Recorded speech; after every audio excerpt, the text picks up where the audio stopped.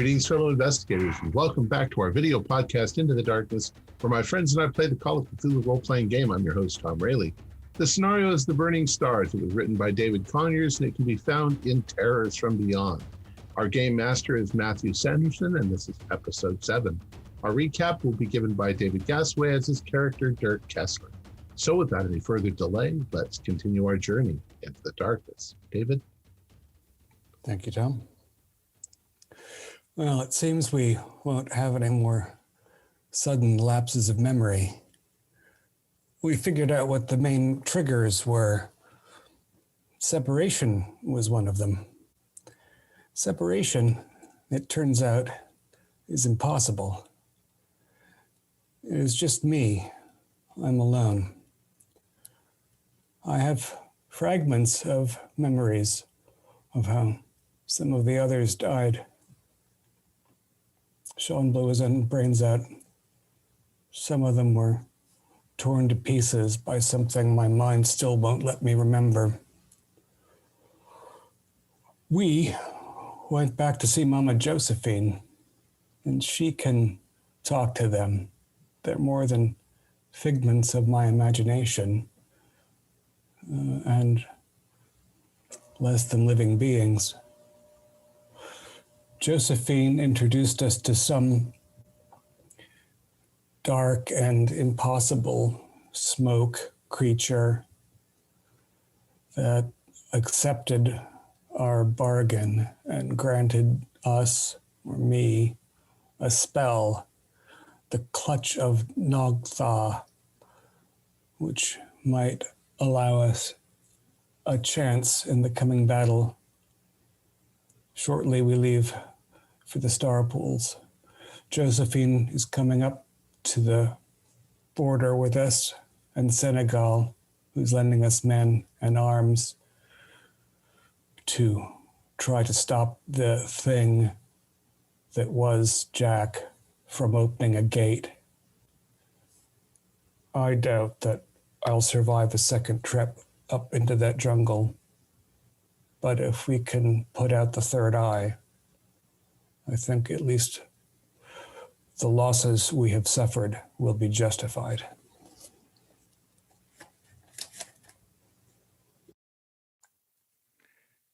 Indeed. And on that note, as we left it last time, heading up into the hills, we begin a pretty much 4-hour route march through the terrain. So you begin with passing through various cypress groves, fern-matted glens. It's quite nice under any other circumstances. It's quite picturesque as you start to go up this almost continuing slope away from the sea.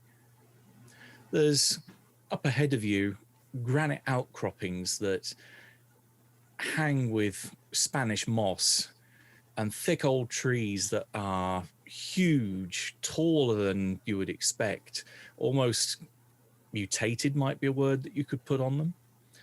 And their branches and their limbs come together in this net that forms this canopy that almost blots out the sky above you.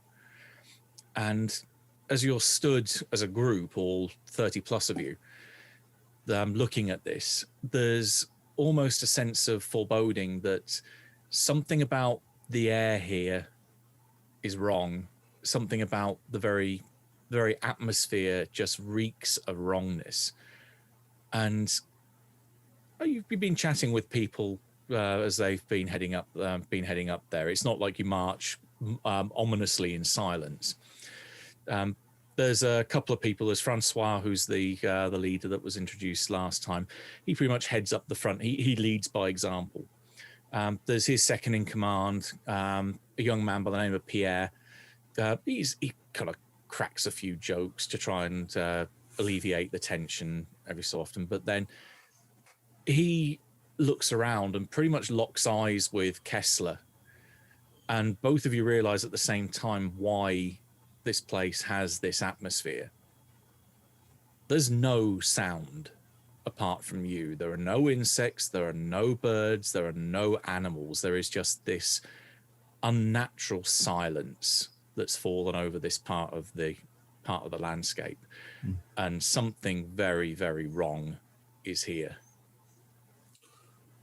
Can I, taking advantage of our current state of existence, I want to walk forward as far as I can get from Kessler without getting snapped back to scout, so that if I come upon somebody hiding behind a bush, I'll see him and I can tell Kessler. Sure. You can give me your choice of spot hidden or track. Ooh. Spot hidden. I got a 47 out of 60. Okay. So that's my which one, intention. Yeah. which skill are you using? Spot hidden. Okay. You notice then that there's a fair bit of broken undergrowth around here, and that it's fairly recent. So people have been coming up this track fairly frequently. Okay. You've not got any ideas on numbers, because that's what track would have been used to give you. But you can definitely notice that there has been a fair bit of traffic around here. And you can't, up ahead, you can't see anyone kind of lurking in the shadows or lurking behind trees. You are very much alone up here, as well, as alone as you can be with 30 odd people around you. How far ahead am I from where Dirk is? If you stick to the path, you can probably get a fair way, probably a good 50 to 100 feet ahead of you. Okay. So if I'm that far ahead, since nobody can hear us except Dirk, I'll yell back. Looks like a lot of people have been up this direction. There's lots of stuff broken down up here, but I don't see anybody yet. What's everyone else doing? I'll advise Francois and Pierre that apparently there's been recent traffic. And I'll sort of indicate a nearby broken piece of greenery to seem a little less crazy. Okay. Yeah, I mean, they take note, and they're looking amongst themselves, going, yeah, that would definitely support this. If this is the kind of the main route to get up to this place from Port-au-Prince, if there are a group of these maniacs gathering up there, this would be the main route that they would take to get up there. And then I was hoping to go behind Dirk, about as far as I could, in sort of the opposite manner that Sean was doing, to sort of watch our back, just to make sure that nobody sneaks up behind us. Gotcha. Your choice of spot hidden or listen. All right. I think my spot hidden is better. Let's see here. How much would that be? I'm going to spend the 12 luck to make that a success, just in case. Okay. Just in case. This is going to sound cruel, but I had it in mind before you spent it. Can you now give me a luck roll? Okay. And I failed, but I wouldn't have failed it even if I hadn't spent the luck. Or I wouldn't have succeeded even if I had spent it, so I failed. No worries. Because you failed it, you can now give me a stealth roll. Okay. 35. So that succeeded. Just a regular. In which case, the sequence of events then is you head back, and you can eventually, when you get to the kind of very edge of where you can see Dirk, so the kind of the limit of your range, you can see that there is someone hiding further back down the trail, and they're peeking round the corner of a tree. You instinctively, thinking almost like they might be able to see me, duck behind a tree. Right. And as you move, they do look in your direction. So this might be someone who is sensitive enough that they can see you. In that case, I'm going to try to sneak back to Dirk rather than just yelling for him or running as if this was a regular person. No worries. So you passed the one stealth test. I won't make you make another one. So I just creep back there. Mm-hmm. And then, once I get back within, sort of whispering range, I'll be like, Dirk, we've got someone sneaking behind there. And I swear they might have glanced at me when I hid behind a bush. Well, if Josephine can sense you and the parrots, who knows what these I don't know, followers can do. Pierre, can we send a couple of guys back down the trail? I think they might be looping around us. Okay, yeah, he opens his eyes wide and tries to not make it obvious what he's doing. So he's trying to be fairly discreet. He kind of talks out the side of his mouth to a couple of people beside him without making eye contact, and says basically to go off the trail in either direction and then start to come back. And so two of the guys, one guy with a Tommy gun, one guy with a rifle, they head off, and there's the initial sounds of them starting to move away, and then it just goes quiet again. How long do you want to wait?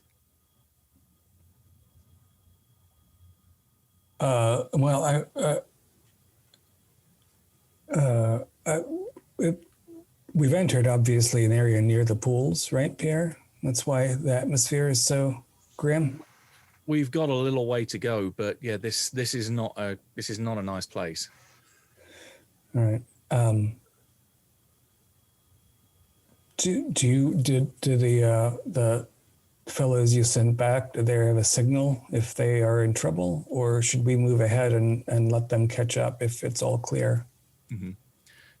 They'll make a sound or a noise. Normally they make at that point there's a distinctive from back down the trail, and then yelling in French. I know it wouldn't be French; it'd be Creole. Does anyone have Creole? Just French. French. It's you're able to make out. Yeah, I think we've been to this before actually. You're able to make out a couple of words that are interspersed here, and it's essentially sounding like an expletive filled "drop it, get down on the ground." And those are Pierre's fellows who we hear? Yes. Mm-hmm. Pierre is kind of just stopped mid-sentence, kind of his mouth open. I was going to say they'd make a bird call, but that's also pretty indicative. And coming up the path from behind you, there's a man that's pretty much naked apart from a loincloth that he's wearing and sandals, with this necklace around his neck, painted up with a third eye in on his forehead, looking maybe a little bit emaciated, and you can certainly smell him before you'd be able to get too close to him. There is a certain aroma around him, as if he hasn't seen a bath for a very long time. Flanked from behind by the two guys with the guns that were sent back, and this fellow's frog marched up towards you with his hands behind his head. Nice work, Donna. Does this look like the one that I saw, or a different person? The outline is pretty much the same, because you saw a shadowy figure at the little bit further down the path. What's the necklace look like? The necklace looks very similar to something around your neck, except the shape isn't the same, but it's the construction that's similar. It's not made of the same material. It's just made of what you think is probably obsidian, that it's been chipped and very crudely fashioned so that it has a sharp edge, and then a hole drilled through it, and again then just like a strap around or thong around the neck that's then been threaded through it.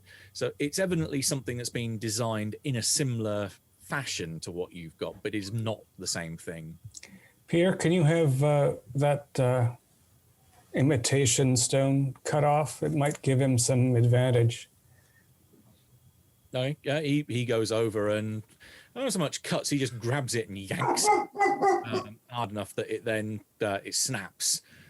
The fellow kind of bends forward a little bit as that happens, but otherwise he just still looks this almost not crazed look on his face, but it's a bit hard to read him. He's not altogether there. I'm going to walk up to him and put my hand into his face real quick and see if he reacts. Oh, yeah, he pulls back. And I look back at us, the ghosts. I was going to do that by very subtly seeing if he made eye contact with me at any point, but you've gone for the more direct approach. Yep. Oh, wait. Oh, yeah. Yeah, I mean, he does. You do notice that he's looking around everyone in the group, but it's everyone, not just you. It's kind of singling out you as a group. It's everyone that's around. I wonder if he could hear us too. There's a kind of cock of the head as he obviously hears what you say, but you don't think he understands English. You could yell in his ear the same way you. Like a traveler to Europe, you mean? So, Francois, Pierre, what do you want? What should we do with this guy? Well, we've got a couple of options. We can bind and gag him. The last thing we want him to do is to announce our arrival when we get closer. That would very much defeat the object. We can tie him up here and then take him to the authorities when we get back down to Port-au-Prince. We can put a bullet in his head and leave him here. We're happy with any of those options. Do you think that the shots that were fired were loud enough to be heard up by the pools? Oh boy, we're too far away for that to be heard yet. All right. Do you think he'll suffer more if are the bugs just going to eat him alive if we leave him on the path? Go look around. Right, I don't think there's any bugs here. What bugs, Dirk? Yeah. Well, I guess I'm an idealistic, consumer of popular American novels, and I think people can be saved no matter how far gone they are. Maybe if we stop that evil on top of the mountain, this guy can go home and find a life. They didn't give Jack a chance. I said kill him. Have we asked him what he's doing up here? He's following us. Well, yeah, but he's a probably a cultist.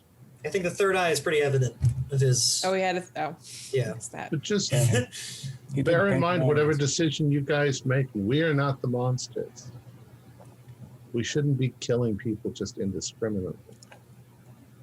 I mean, when we're in combat on top of the hill, I think we're going to be responsible for a lot of death, but this guy can't do anything to us. So maybe we tie him up, and if we survive, we can take him back down. Yeah, I vote we tie him up and we gag him and hide him in a bush. That itchy bush over there. Yeah, I mean, Pierre, I want as little blood on my hands as I can get out of this whole business, and I assume you feel the same way. I reach out and poke him. Does he feel like a statue like every other living thing I poke? Yeah? Okay. Yeah, he does. Does he react to him, like, poking him? He looks at it, and he's got this, again, confused look on his face, as if he can see it happening but can't feel it happening. I have an idea. Mm-hmm. So I actually have a question. Now, Sean mentioned, with holding his gun just because it makes him feel good. Do we still have guns that we sort of imagined us having that don't do anything, or is it like, was I just imagining Dirk's gun when I had a gun before? Well, no, you still got guns. Okay. No one's used them yet, so you don't know. Okay. Because now this is to the others. Now, Dirk, and everyone, crazy idea here. If the cultists can see us, then we could potentially help, Dirk and the others by faking them out. We could pretend to shoot at them or charge them as we were going to punch them, but they don't know that the punch won't connect, but it looks like they're about to be punched. If we're clever enough, we can get them to hurt one another. If they try to shoot one of us, but in reality, the bullet goes through us because we're not really there. Right. Well, I take my gun out and I say, let's test it out. And I pointed at his foot and pulled the trigger. Okay, he jumps. There's a whole load of people around him that are kind of going, what the hell? Because they haven't heard anything. And there's no kind of kickback of dust coming up from the ground. So as far as they're concerned, the guy just all of a sudden started jumping around. Right, and I never thought I'd say that in my life, but apparently ghost guns work on cultists. Well, he didn't hurt him. It scares them, is what I'm saying. It works to scare them. They can see them. It would actually work out in our advantage if not all of them were able to see us, because then the ones that couldn't see us would be wondering what the ones who could see us were reacting to, which would throw the whole lot of them into panic and chaos. You could just stand in front of one of the ones that can't see you and they'll shoot you. They'll go right through and kill the guy behind you. Yeah, we can use this to our advantage. Hopefully, none of us have taken a bullet yet. I'm still a little scared about something. Mr. Sterling, please don't test it on one of us. No, but yeah, we don't know what happens if we're injured in this. Yeah, like I wouldn't want Dirk to, I don't know, have some kind of transference of damage or something. I don't know. I appreciate that. It might be that only ones that have the eye painted on their forehead consensio. Trying not to make Pierre and Francois think I'm in my hat. As far as I'm concerned, any one of these cultists is the reason we're dead and my son's some deformed creature. I don't care what happens to any of them. You know, Dirk, Francois, I still see you pull down your hat, cover your mouth, and talk out loud. Isn't his name? Oh, no, that's Sebastian. He does kind of give you a couple of sideways glances, as if he's kind of heard, but he's trying to ignore the crazy person that he's been briefed about. So, yeah, Senegal told him what to expect. So, it's cool. Tell him we have a plan. If we can survive all of this, you can become one of the greatest mind readers, because we can like spy on things while you're. I got a lot to talk about with Harry Houdini if I get back to New York City. Not to mention figuring out how to get the sterling fortune away from your wife. Sorry. Thoughts go on the inside. Okay, so if Pierre and Francois are comfortable tying the guy up and, sticking some banana leaves in his mouth, we'll leave him quivering by the side of the trail and carry on, having learned something of note. Okay, yeah, you can certainly tie him up, leave him there. He's secure enough that he's not going to get out of it himself. That is not a problem. Can I have a party luck roll? So whoever has the lowest luck. 65, 42, 48, 49.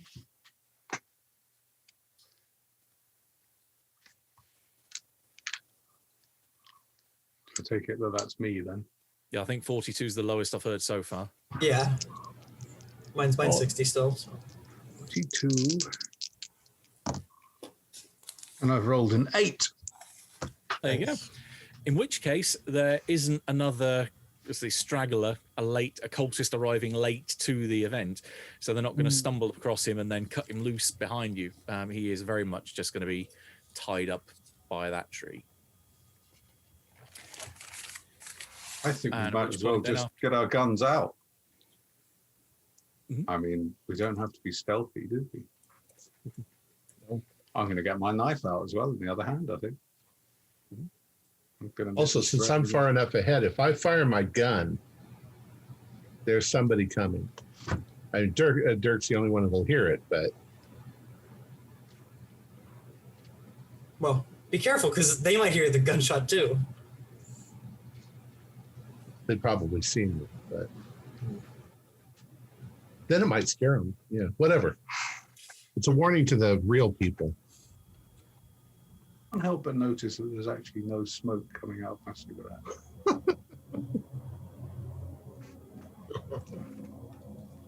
Well, think of all the damage it's not doing to your lungs. I don't have any lungs. Right, you at that point, after they're tied up, Pierre and Francois are quite happy to proceed with your blessing, so they indicate to continue up the hill. And passing by these granite outcroppings, these granite cliffs.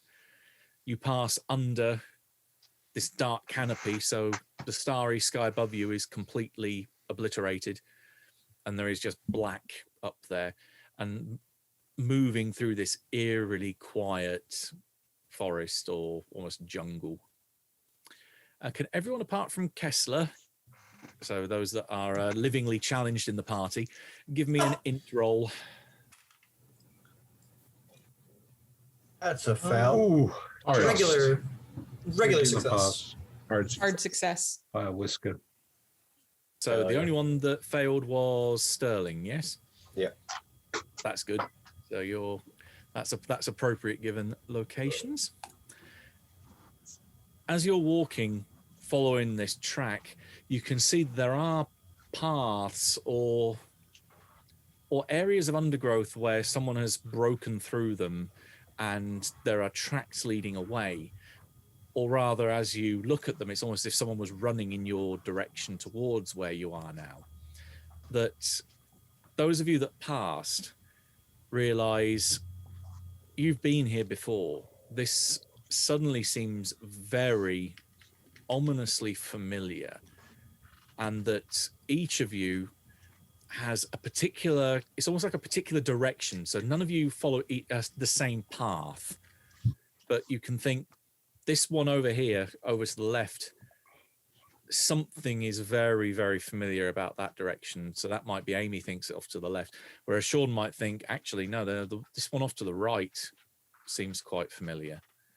And so each of you, apart from Sterling, have this feeling, and just find yourselves coming to a bit of a stop and looking in different directions.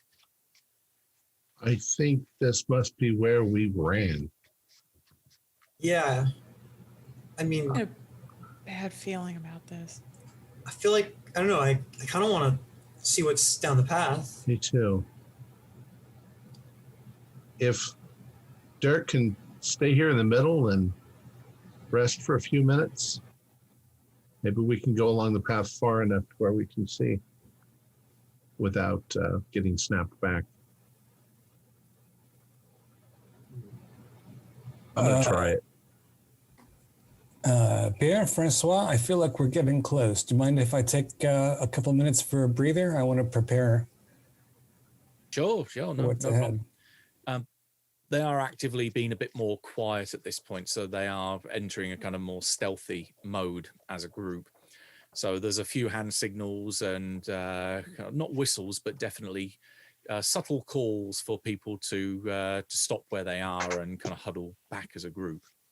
So yeah, you're able to try and go off in a few directions if you wish. And the paths are fairly dense through this part of the forest. So if you want to be able to go far enough along from where Dirk has kind of anchored himself, to see what's at the end of each path or get a hint of what's there, it will be a hard spot hidden roll for those that are brave enough to go and venture along their chosen paths. I want to see my dead body. A hard spot hidden. Mm-hmm. 42. In for a penny, in for a pound. I'll give it a go. I'll spend 2 luck to make that a hard. I'll spend 12 luck. I've got an extreme. So now at 58. Okay. I bet that's not going to be something good, though, is it? Extreme. Okay, did anyone else get an extreme or just... Guy. Guy, yes. Oh, I've got the wrong name. I failed. That's why I was stumbling. Yeah. Got a hard. Just a hard. Yeah. Sean and I got a hard. Okay. Right. There's a few things that each of you will see then. No one failed. I failed. Oh, right. Okay. So Amy, who didn't want to know anything the first time anyway, still failed. My wish is granted. Just these trees. So, Sean, you see a clearing, or at least the periphery of a clearing, and you think on the opposite side of the clearing, slumped in the shadow of a tree, there does look to be some figure that's there. But down on the ground, lent up against the tree. You can't see the head, but you can definitely see that there's someone sat down there. Can I see that the shirt was mine, or? You can see maybe from like the waist down that it could be the same shirt as yours. You're not too sure from this distance. There's still enough ambiguity that it doesn't hit home. So and I much. Can't really get any closer. Yeah, that you try to get closer and you can feel that bungee cord tightening as if it's about to snap back. I stand there for a few moments and contemplate mortality. I feel humbled, a little sad, and I turn around and walk back. Okay. Donna, you see, again, there's definitely looks, it's not quite a clearing perhaps, but it's almost like an oval that has a clear open patch of sky above it. So it's almost just like a break in the canopy rather than a clearing itself. And there's some kind of black mass that's in the center of the center of this. I mean, again, it could be a body on the floor. It's hard to tell. It's just black. And Well then. yes. And Guy, you look into definitely what is a clearing. There's a wide open patch of sky above you, and you're making out that there's little bits and pieces almost scattered across this grassy floor. It looks as though some of the long grass has been trampled, so there's definitely something big moved through here. And there's something that looks almost what you think looks like an arm connected to a little bit of the shoulder, hanging from one of the branches of the trees that overlooks the clearing. With your extreme success, it's looking up at that arm that you see the sky, or rather take more notice of the sky above. The sky is alive with stars, more stars than you thought should be up there, almost as if the sky itself was on fire. And weaving its way between the blackness between these stars, it's almost like watching a worm just moving between different points and trying to make sure that it doesn't obscure any of the stars up there, but it's almost like the blackness between those burning stars is alive. Something is up in the sky.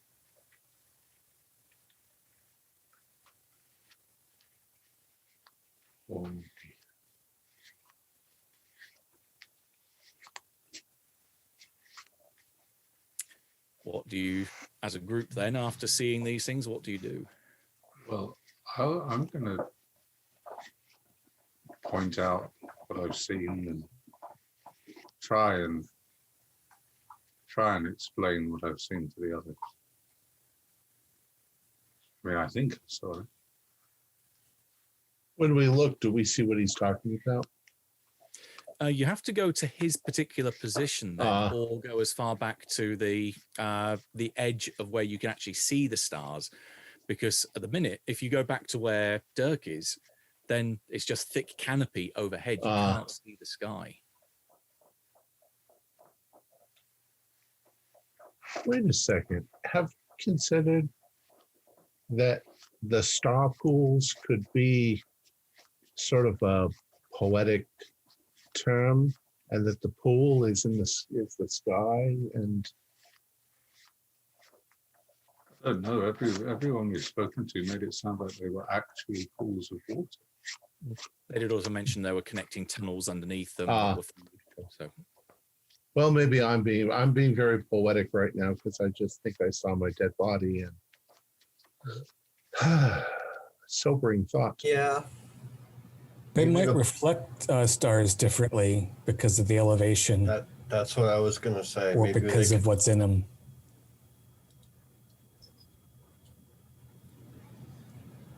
Well, do we linger or do we move on?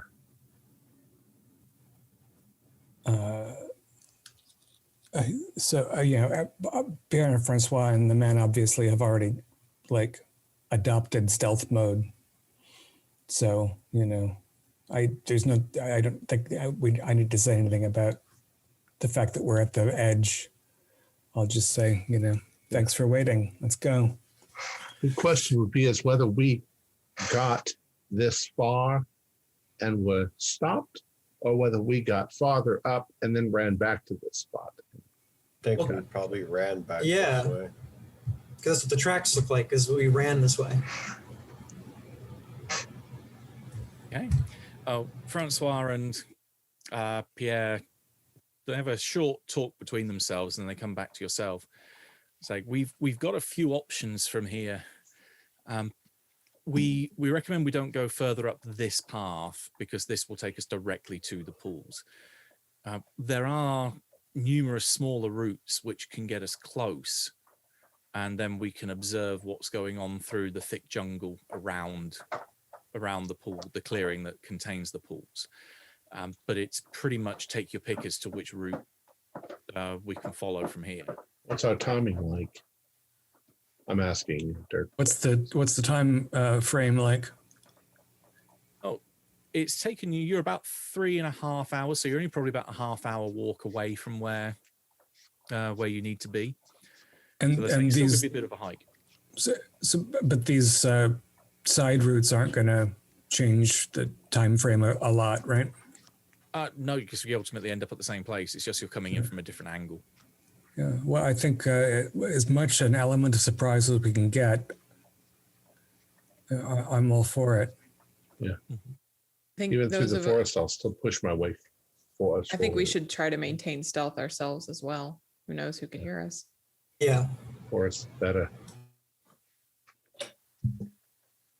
Okay. So yeah, they're suggesting that it's pretty much they're leaving it to you to choose which route that they want that they should take, because they're saying any of these are good as each other. Left, right, center. What are the differences?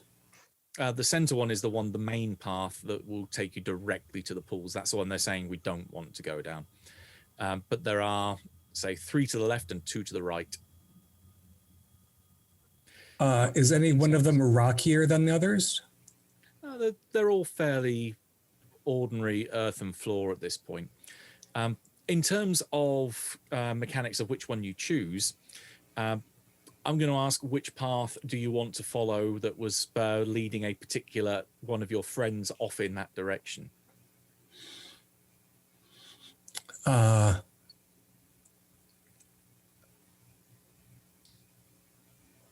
Well, Sean saw enough that he wanted to end it for himself. He didn't get torn limb from limb. Did we see where Mr. Sterling? Did Mr. Sterling see his body? No, he didn't. No, he didn't see his. He didn't I was get that pulled feeling. to the left, and O'Neill was pulled to the right. Which way did I get pulled again? Sorry. Let's say left. Okay. A little bit further on. I think we should take Sean's path. Okay, so that'll get you to a nice open clearing, and then potentially his body on the far side of it. All right, cool. I'll get a better look at my body then. Yeah, because I definitely recommend we don't go the way I was being pulled. How about the way Guy was? He started to see the sky changing. Maybe he was getting close to a pool. I don't know whether what I saw was a good thing. Oh, yeah. My way. Yeah. I'll take this one, please, Pierre. Okay, right. We'll Expect to see a headless corpse after about 20 meters. There'll be a gun there too. You should collect that. It's a good gun. Yeah, he kind of raises an eyebrow and says, "How would you know that?" I am the one who came down from the mountain before. Yeah, then they think, "Oh yeah, of course," and they nod. And they start making hand gestures, and then the group of you start moving off down that path. And in not too long a time, you come to the edge of a clearing, say nice and wide. Otherwise, the grass here fairly undisturbed. And then you can all see on the far side of the clearing, there is a figure still wrapped in shadow that's just sat down, legs out from the tree. And then as shadow goes up, you just realize that there's not really anything kind of beyond here up. But yeah, there is definitely a body there, gun in hand, and dressed in rather familiar clothing. I'm going to go up to him and say, "Rest in peace, buddy." You go over there, and you can smell almost still the fresh blood. There's the outstretched arm has a gun still there, a rather large 45 revolver. Looks like, if you get down and have a real close look at it, that there are still chambers that have bullets in there. So it's not like it's every bullet was used. There's still bullets in this gun, Dirk, if you want it. You know, we came up well armed, and that's going to be a little rusty. And also, just separating it from your hand is, you know, that's not necessary. I'm going to reach out and touch the back of my hand. Okay, feels like marble. All right, I'm done with myself. Yep, it looks like a good old in the mouth, pointed upward click, and most of the face is gone, most of the head is gone, and there's just this stump left. I never felt anything, except perhaps horror at what I saw in the sky. As you make that gesture, do you look up? Yeah. Can I have a spot hidden roll, please? 98. Oh, thankfully you don't see anything. And wipe away the tears in my eyes. Anyone else looking up? I mean, if Not I again. saw him look up, I probably would too. Yeah. Okay. Curiosity. Well, I didn't look up like I was looking up. I looked up just kind of like I'm dead. So Confronted with cold, hard realization, Yeah. it is a sobering moment. So it wasn't like I went, Okay. so it's up to you. I'll leave it up to luck. And no. Oh, well, no, I failed, so I didn't look up. Okay. In which case, as Sean's out ahead, and you can see that he's definitely having a moment over there, kind of understandably so. And as it sinks in that there's the Sean you know stood there, and then evidently the body of Sean laying in front of him, or sat in front of him. It's a moment that would probably have taken you a few moments to process if there wasn't a sudden flurry of movement all around you and the sound of gunfire breaking out and screams that fill the entire clearing. It's almost as if the darkness above just drops down out of the sky in tendrils and starts grabbing people, and then you start seeing legs kicking as they're being pulled up into the sky, firing guns wildly. Except they aren't tendrils. You realize after flicking around, looking at these things, that there's maybe about a dozen of them that just descend from above without any warning, without any sound, other than maybe the beating of the single wing that seems to come off the side of each of these tendrils that ends in this huge mouth that opens and then just chomps down and devours on bunch of these people around you. Can I have sanity checks, please? Dirk, see if you can control it. Success. Ew. Good I God. succeeded. Regular success. Yeah, I've rolled a 3. Regular success. Wow. There's something Oh, up with I these failed. dice. Actually, I I think failed. one of these dice is just rolling a 00 just constantly, and I'm not complaining. I was going to say Okay. you'll need it. Luckily for you, that seeing one of these is 0 if you pass. It's a D10 if you fail. Jeez. And I'm starting off with the light stuff. Only 2. Well, I just took Woohoo! 6. Okay. So, intelligence or? Oh, yes. Okay. Oh, Sterling can definitely 10 give roll a 10. points. And because my intelligence is 75, I succeeded. So that's bad. Oh, roll intelligence? I run away and get bungee cord back, and I fail it again and run away and get bungee cord back. I passed. Okay. Oh, Well, good. That sounds like you've decided how you're flipping out. You're just trying to run and then get immediately doing straight Yup. back. In which case, then, did anyone else fail? I also succeeded in my intelligence, so. Yeah.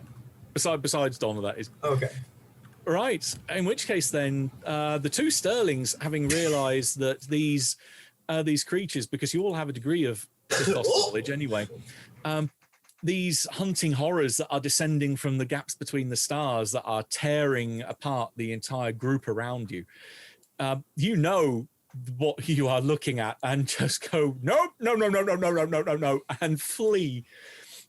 It would almost be comical that as you go in different directions, it's like ding, doing, doing, doing, as you get to the tree line and then immediately find yourself back by Kessler.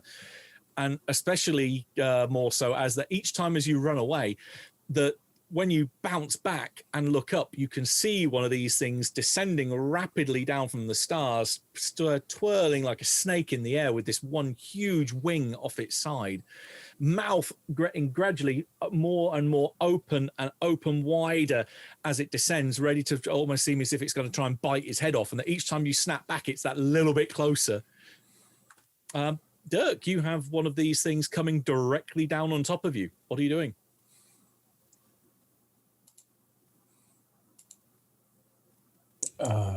Dodge for cover.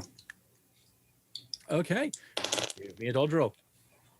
Yep, I don't think I was that weapon ready after all. All right, 32 is a regular success. Okay. You fall to the ground and dive out of the way just as this thing comes straight down towards you, and then almost as if someone hit a set of air brakes, it stops coming down at an angle with this mouth wide open, this terrible breath coming out of it, this row of innumerable teeth, and these 2 incredibly sentient eyes staring at you. And as if it's just like a guard dog that's been told to sit. While all around you, there is just chaos. There are people being torn limb from limb. There are bullets flying through the air and people being taken up into the sky and never coming back. Others are running terrified into the undergrowth. This is the only one that's stopped. All right. And I'm gonna show it the stone, and I'm gonna pull myself back to my feet. Okay. With one almighty swoosh of its wing, it reaches back up into the air, probably about 6 or 7 feet, allowing you to stand up, so it keeps its distance, but otherwise it's just perched looking at you. Mm-hmm. What are the rest of you doing? Apart from the Sterlings, which are just going, bah! Stop it. Dirk, see if you can make the other one stop. Yeah. Enough! We have safe passage. Give me a POW roll. This is going to be opposed.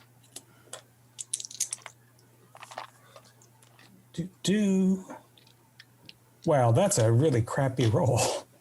That's 85 out of 150, so it's only a regular success. Well, I've got I say they. The hunting horrors have a POW of 105, but 00 is still a failure. My dice are fantastic, as per normal. You are able to command your will upon these, that the whole bunch of them, there's about 10 of them that have swooped down, and that there are now just bits of bodies all around you, all turn to look at this one in the center that's still looking down upon you. It nods in recognition of your command, and with a screech, they corkscrew and spiral their way back up into the sky.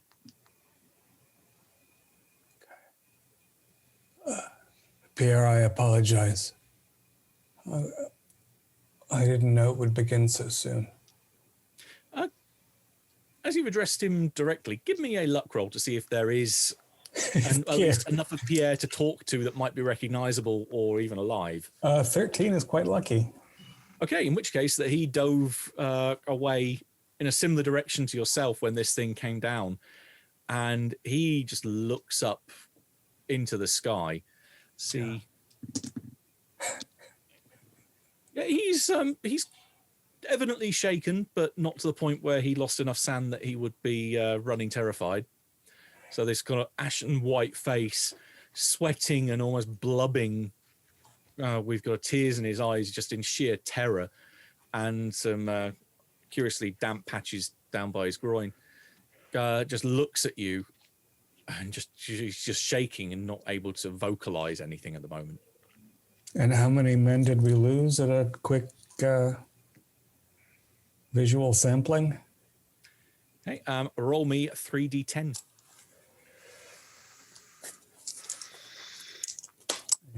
8, a 10, and a 2. So 20. Okay. Yep, you can see that there are body parts of the vast majority of your group, and there's still the sound of people running away into the undergrowth. You've only got one other person besides Pierre that's here, but you know there's definitely 2/3 of your group are dead and the rest have run off into the undergrowth. I guess Senegal's forces were not prepared for horrors from beyond space and time. Is anybody? Now there's only 3 of us. 3 people, 3 real humans. As I bungee back for the 4th time, I finally stop. Which is really, honestly, that was very distracting. Sorry. I lost it. Yeah, we all lost a lot just then. Are they gone? They're gone, and stone is very powerful, but we don't have an army anymore. So were those the things that we were worried about, the things that killed us? I don't think they were. But they evade you, so next time something appears, you can control it. You could just as easily tell those things to go attack our enemies if we see them. Yeah. Wait, is everybody dead and gone? Everybody except these 2 guys over here. What's this brave man's name, Pierre? No, this will be Thomas. Lucky Thomas. Well, he has our gratitude for his bravery, and my apologies for, the loss of your comrades. Hey, O'Neill, remember what that Mambo said? That we might be able to jump into a body? If they're willing. No, if they're dead. Yeah, if they're dead, but I don't know if there's enough of a body left here to jump into, to be honest, Mr. Sterling. It's a lot of legs. A lot of legs. Yeah, it's more like a field of bits of people. Yeah.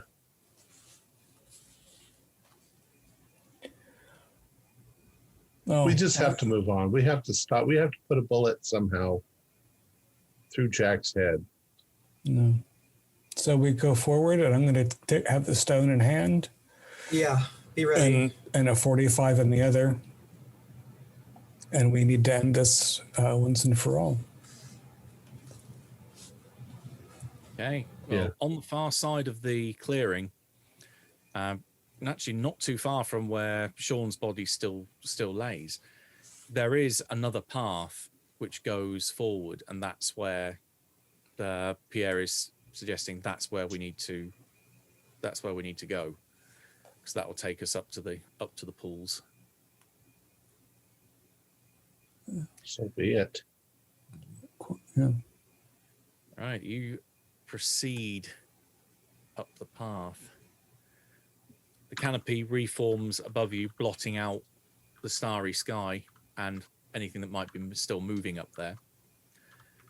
And off in the distance, after you walk for another 5 or 10 minutes, you can hear the sound of drums and the sound of what seems to be people in revelry.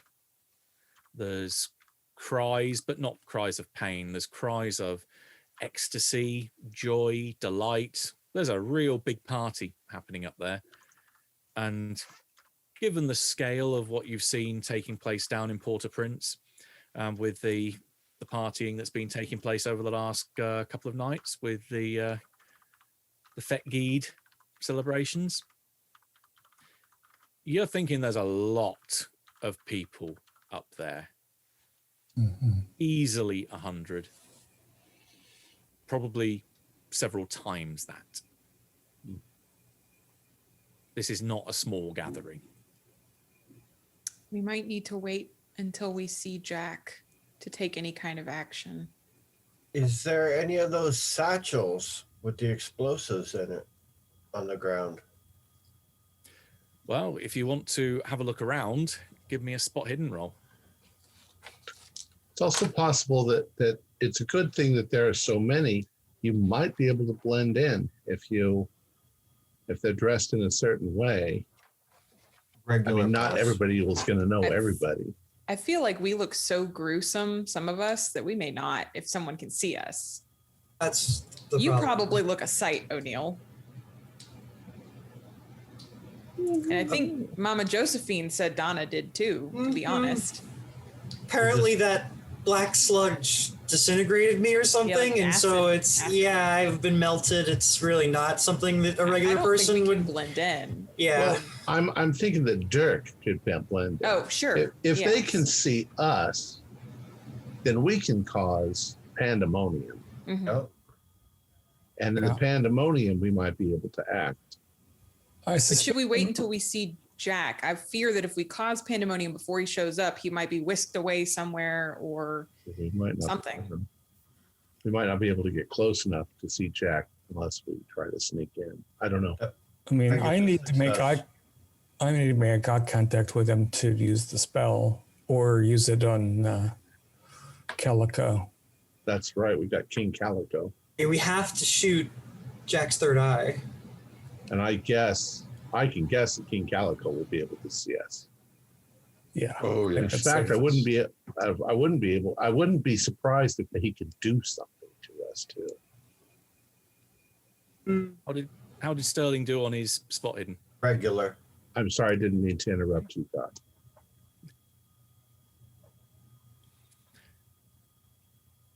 Right, Sterling can give me a D6. A 5. You find 5 satchels. Dirk. Look. 5 satchels. Can I carry 2 of those comfortably? I assume one I on your can't. shoulder. Okay. Pierre. Right. Almost. Yeah. If we get through this, blowing everything up, I think will give us a little bit of satisfaction. Yeah, but don't sleep on the fact that you could toss one of them into the crowd too. Or 2. Or yeah, 4. Pierre, do you know how? What's the detonation for these guys? Pretty much as well. We've got a couple of options. He opens each satchel. Inside, you've got a bundle of 10 sticks of dynamite, or several bundles. They're kind of bundled in 2 groups of 3 and a group of 4. But then those bundles are then strapped together, so they form a large bundle. But they can be unbundled if you wanted to get them into 3 separate groups, so a 3, and a 4. There is a small alarm clock type device in there, so you can set a timer if you wanted. Alternatively, there is then also coming off each bundle a fuse, which there's quite a length of it, so that if you wanted to cut it, it could be a longer fuse or a shorter fuse, depending on how you wanted it. So you've got options. Very nice. So I'm going to stop Pierre and Thomas at a distance from the revelry, I guess, where we can see firelight through the canopy or through the, the foliage to some extent. You can see a bit of a glow ahead, but it's still that this is very, very heavy jungle around here. Okay.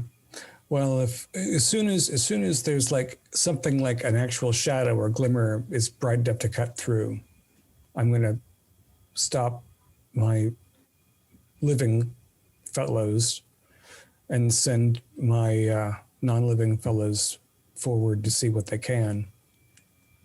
Mm-hmm.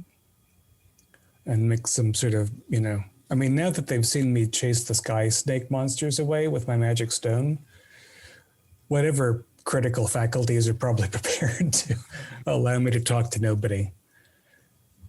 Yeah, they're all a little bit shaken. So, I mean, no one around here has come with all their sanity intact. Yeah, they're not worrying about you talking to yourselves at this point. The thing I want to know now is who is going up ahead. Are you all are all the dead folks going ahead, or are you keeping some of you back? Yeah, I think I'm going to try to cover our behind like I was before. I'm going to go ahead and I'm going to try to be a little stealthy just so that... Yeah, same. I think I'm going to hang back because I'm a little unsettled right now. Okay. And Guy? No, I'm gonna be up the front. Gun out, switchblade out. Got it. So Sean, Guy, and Amy going forward, and the Sterlings at the back. Right. The three of you do not need to make stealth checks heading up there, because the jungle is so thick. You realize that it's going to act as a double-edged sword for any of those that are physically approaching, because while it is thick jungle, that means there's going to be plenty of stuff that you have to push and move to make progress through. So you're going to make noise doing it. But for you going forward, it also limits the extent to which you can go forward, because it's going to be blocking a lot of Kessler's view. But after moving around and feeling this bungee cord pulling you back, starting to look between gaps in the foliage and any areas that have been trodden running out from the main area, between you can get an idea of what this area looks like. You're coming in from this angle. This is the general area where it's saying that the dead bodies marks where your various corpses lie off in that direction. You're coming in so you can see from here across, so almost like a northwest to southeast angle of view. The black dots are monoliths. These are stones which are coming out of the ground, rising up to maybe 8 to 10 feet tall. Each of them looks like they are covered in some kind of scroll, that they are ancient, almost like petroglyphs perhaps on some of them. Some of them are larger than others. Others are really small marks that you can't discern what's been written on them, but they certainly don't look as though they're written in any language that you're able to comprehend. The main feature is these 6 pools that almost look like they're lit from below, but you realize that it's this green glow of the water reflecting this starry filled sky above you, almost like they're mirrors. Focusing in on them, you can just about determine that, yes, they are water. You can see the edges of these sunken, almost like silos going down into the ground. But the rays of light make it very difficult to pick up any more detail down there. Maybe quite blissfully, because it means that you don't automatically see anything that might be lurking in there. There's, in the middle of these 6 pools, there is something that vaguely resembles an altar. It's built around a 10-foot tall wooden pole, almost like a telegraph pole. But it's built with a series of, I might be easily hundreds of human skulls each one seemingly to have been broken apart in the middle of the forehead, as if breaking open a third eye, perhaps, where there wasn't a socket before, because they are otherwise regular human skulls. This ring around that pole is then secured by various straps and various other wooden stakes that hold it together and then provide a kind of roughly flat surface on the top where various unbroken craniums still reside. So it's going to be a bit bumpy if you were to lay down on it, but at least it's kind of a vaguely flat surface. There are easily a couple of hundred people. It's hard to get an idea on numbers when there's so many people here, but they are moving around the edges of the pools. They give the altar a fairly wide berth, admittedly, so that's one clear area. And the other clear area are these three huts, which I'll get to in a second, up on the northeast side of the middle pool here. That there are people here that are mostly black, but there are the occasional faces that you can see here which are white or mulatto, the kind of the mixed race proportion of the population here. So any worries that you might have about standing out like a sore thumb, you'll certainly be in the very, very small minority, but you wouldn't be the only white people here. All of them have been painted up so they have a third eye in their forehead. This seems to be very much a symbol of the cult. But perhaps more disturbing as you're looking around the sea of faces is that you realize that some of them that are dancing here and wailing and crying in ecstasy are dancing over the corpses of some of their own. There are various bodies laying scattered around the pools that look, they're covered in blood, they've been trampled, they're evidently very, very dead.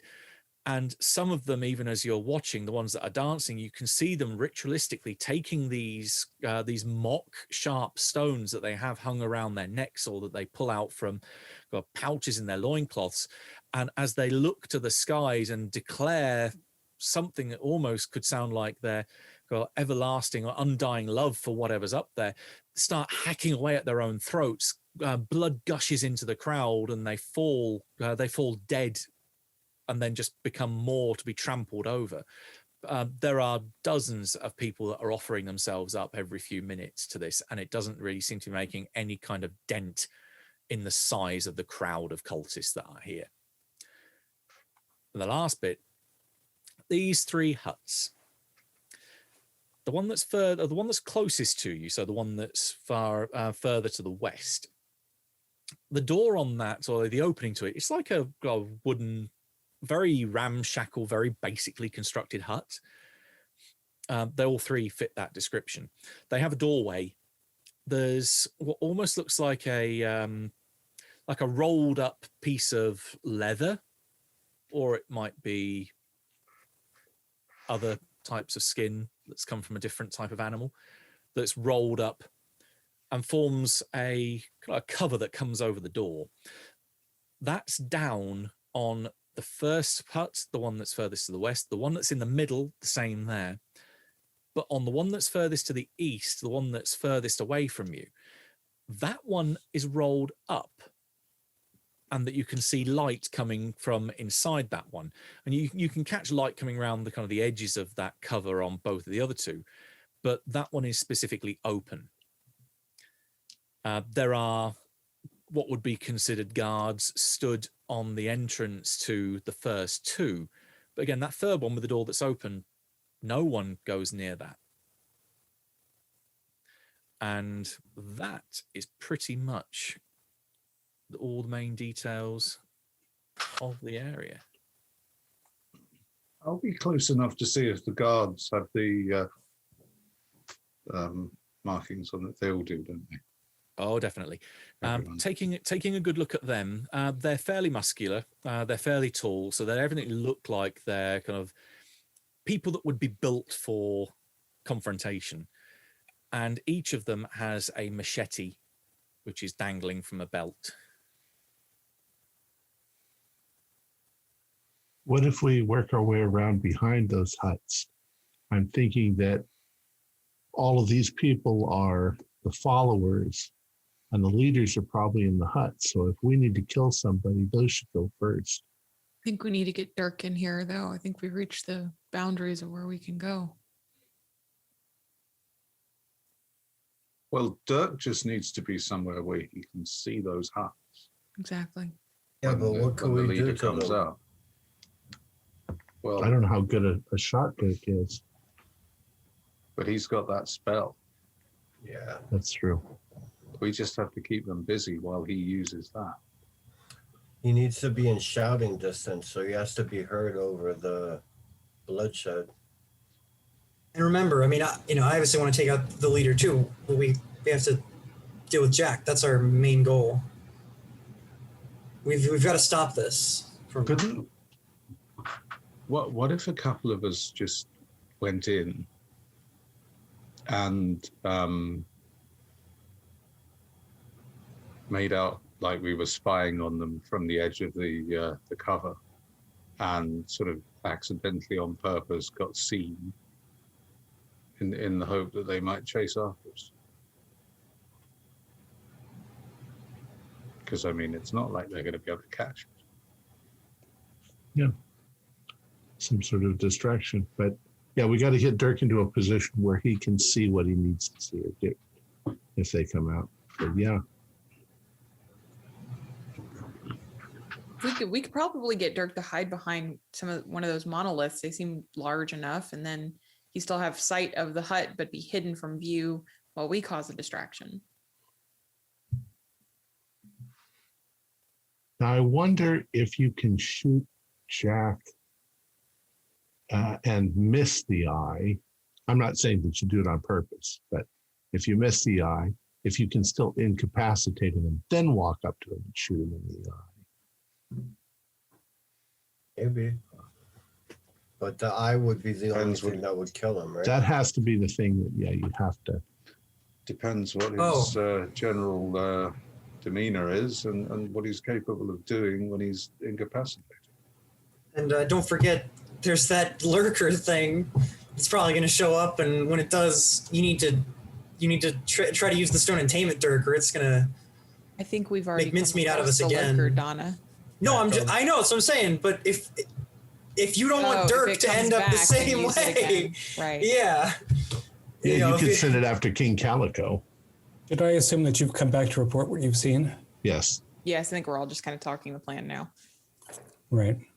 How are the revelers dressed? Are they dressed? The vast majority are dressed in a fairly similar fashion to the guy that you saw coming up the trail. Evidently, he was a kind of late straggler, late to the party. That they're all wearing loincloths. They're all mostly naked in that respect. Then it's a bare-chested, bare-legged sandals, or some of them are barefoot. Some of them had ditched the loincloths entirely and were openly, let's say, having a good time towards the edge of the clearing, and cutting themselves and killing themselves in the process. Thomas and Pierre, they're still stealthed with Dirk, right? Yes. Are they still with us? Okay. They are kind of wide-eyed and looking all around. Yeah. So, Pierre, Thomas, do you think, the clearing where the pools are is in front of us. Mm-hmm. We want to go around to the north side, perhaps, because the chiefs of this revel there are huts on the north side. And I'm wondering if we want to disrupt things with some of our smaller explosives. Of course, the important thing is the man who has a true third eye has to be shot in the third eye, and he can't die any other way. So you could shoot him in the foot to slow him down. But if he gets his head cut off, then it's not going to stop this madness. It's only going to worsen. They know. I was thinking. Yeah, I'm gonna talk to the spirits again. Excuse me. I was thinking, Dirk, we could maybe have them disguise themselves as cultists, and then after the bombs get set off, they try to, blend in until they see Jack, and if you can't take Jack out, they do it, and then if use that same camouflage to blend in and use the chaos to get out of here. That's their best bet if they want to, make it back to Senegal for the pay is to disguise themselves. I think it'd be quite hard to hide a gun if you're wearing nothing but a loincloth. That's my only concern. Or maybe they're just pleased to see us. I mean, I feel like it would not be hard to get a lot of blood on your person. And once you're bloody, you're going to look like you're part of the crowd. Although the eye thing, is it like clay or blood, or how's that painted on? Maybe a face paint or almost makeup. Because that's the thing that I think would make you stand out, is if you didn't.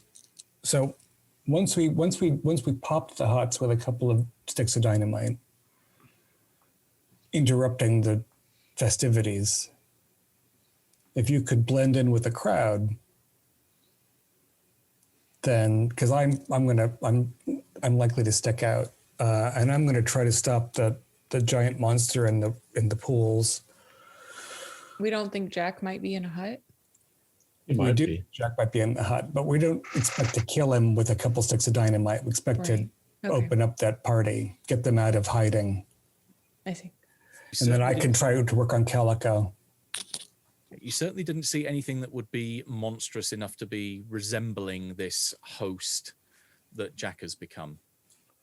Right. No, I think Calico's in one hut and Jack's in another. And the question is why the door in the third one is open. But you couldn't see anything inside it, right? Just light. How's my forehead feel? It's fine for the moment. Good. Because of your horrible scorpion juice that you've drunk. Oh, man, that stuff backs up on you. I have a tell me question. that. Oh, go Well, ahead. I mean, I didn't, but I did. Question. Kind of going back to maybe a question we asked before. If Dirk was able to see the front of the huts, would we be able to go over by the huts and see what's in the huts? If he got maybe a few different views at different angles from there, then you might be able to. But again, I think a lot of these goons will see you. They have entered a phase. I mean, if the guy who was late to the lodge meeting could see you, then the ones who are in a frenzy are probably very attuned to Maybe, this. but these people don't seem to be like on security detail. They just seem to be dancing around fucking. And I wonder if we themselves. went to the south instead of the north, and the three of us just shot the bodyguards across the revelry. They'd probably just keep dancing, right? Yeah, it Maniacs. may not be noticed for a while. You'd be probably having to get a good degree of elevation to pull off a shot like that, because you are going to be firing over a crowd of about 200-300 people. right. It's not impossible, but you would have to climb up a tree. There's a jungle canopy. Vantage point. Well, I assume that if we lost Francois, but Pierre was second in command of Senegal's Legion, he's got some military smarts. Mm-hmm. So, Pierre, do you have an opinion about a route of attack? He's looking at what's well, not looking because he hasn't gone up and looked himself, but Yeah. taking in what you're telling him. He says that it's going to be difficult either way. An approach from behind and then attacking the guards coming from like round the huts might be possible, but you would have to drag them back out of sight just as quick as your attack's made. So that's going to involve someone that has a lot of stealth and is very good with a knife or some other form of attacking. The shot across the clearing again is possible, but the problem you face there is that it's going to have to be a tree that's fairly close to the edge of the clearing. So again, you've got to be fairly stealthy getting up the tree, taking your shot, and then coping with the fact you're going to be potentially rushed by a lot of people that are going to that potentially hear where that shot comes from, because they're going to be right up close to you at the bottom of the tree, because everyone fills that clearing. That's almost going to be you get one chance to shoot before you're rushed by this swarm of cultists beneath you. Couldn't, what if we spread out and several of us dead folks fired on them, and then someone up a tree took the shot? Pierre, what if I could suggest that we had a strong potential for distraction when I send my spirit friends into the crowd to alarm them? And then we maybe pop the huts with a couple of sticks of dynamite, and then we go for the principals. You had You had 4 bags with dynamite. If you snuck around and on 2 of the huts you put 2 bags and timed them, that would probably blow holes through that shard, sending wood shattering through the entire thing. Hopefully, yeah, but we can't kill Jack that way. No, but if Jack's in the hut, huge, would he fit in the hut? We know he's monstrous. We don't know he's huge. Senegal's brother's skull was human-sized. Well, we could still place 2. You have 4 satchels, so you got 2. Place them at the back of the 5. 2 huts. 4, right? 5. Oh, all right. Anyway, place 2 or 3 satchels, 1 in each building on a timer. We could always stop it. Then cause a distraction. And maybe one of us sneak in to see what's in the huts as in our ghost form. If we figure out what's in there and it's not Jack, then just blow them, and then you could start shooting. Eliminate the leaders. A lot to have happen. Yeah, and the other reason we brought so much dynamite was because we wanted to take these monoliths out so that this doesn't keep recurring. Yeah, but if we live to get through this all, we could go back and get more dynamite and come back and lead. If we live, Mr. Sterling. Yeah. Well, you know what I mean. The revelers, are they armed with machetes or just those guards? They do, if you have a look around them, there's probably about half of them which are carrying weaponry. But they're not quite as big and powerful as machetes for the most part. You'd reckon of that half that are carrying weapons, about half of them, so a quarter of the total, probably carrying knives. Others are carrying machetes and what even look like sabers in a couple of instances. And regardless, they all have a knife that they've been cutting their throats with. I mean, a stone. We know that the least cuts. I'm hoping that whatever we do causes them to kind of panic and scatter. But their state of mind, they might not do that at all. Yeah, that's what happened when half of our troops got at. I think these are more like ants if you attack the queen. Why don't we sneak up behind those huts and set them on fire? That's not crazy. They're going to run out of the huts. Do we think this is risky, I admit, but do you think you could summon that monster again and have them attack the people here? That would definitely cause pandemonium. Wipe them out. See if you can call it. Make it. I feel like it's a risk, but I didn't get a name. Aka? No. No, not the. Oh. No, the things lurker? that came down out of the sky. Or something like that? Yes, but if the it's... lurkers in the pits, yeah. I mean, I could walk out there and just hold the stone up high and say, I am now the host.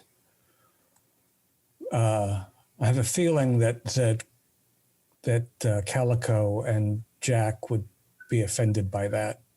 And it might take a little bit to sway the masses. Yeah, You know? and you're the only one alive. We should probably endeavor to keep you that way. Ideally. So it seems like the sniper across the field idea is too iffy. Well, we have 3 people that can shoot guns and have it hit people. We can possess you and shoot the gun. Well, that's not the problem. I'm a perfectly good shot. The problem is that you can't physically shoot people, but you can maybe ghost shoot these. What if we take over one of these dead bodies that have slit their throats? My goal is that when the shit starts going crazy, the first, like one of the first people that we take out, I'm going to try to take over. No, we already got plenty of people that are why dead. wait? Yeah, but is that going to work with the slit throat? I don't know how this works. That's right. Let's okay. Pear and Thomas, let's give it a go. I would like us to move quietly through the jungle to the north, near the huts, but not quite behind them. And we're going to stay as covered as we can. Is the ceremonial area torchlit? Oh yes, there is countless torches lighting up this area. Good, because that makes the jungle look very dark when you're in around firelight. So we're going to creep up toward the edge. My invisible friends that you now believe in are going to try to. They're going to try something, and then we'll know how to act a little bit more from that. In the meantime, we can, while we're moving quietly, we can get ready to, I think, just unwrap 2 of the smaller dynamite packets. Because or one of the 3 packs, if we put 1 stick behind each hut, dynamite does pop on impact or doesn't? Yes.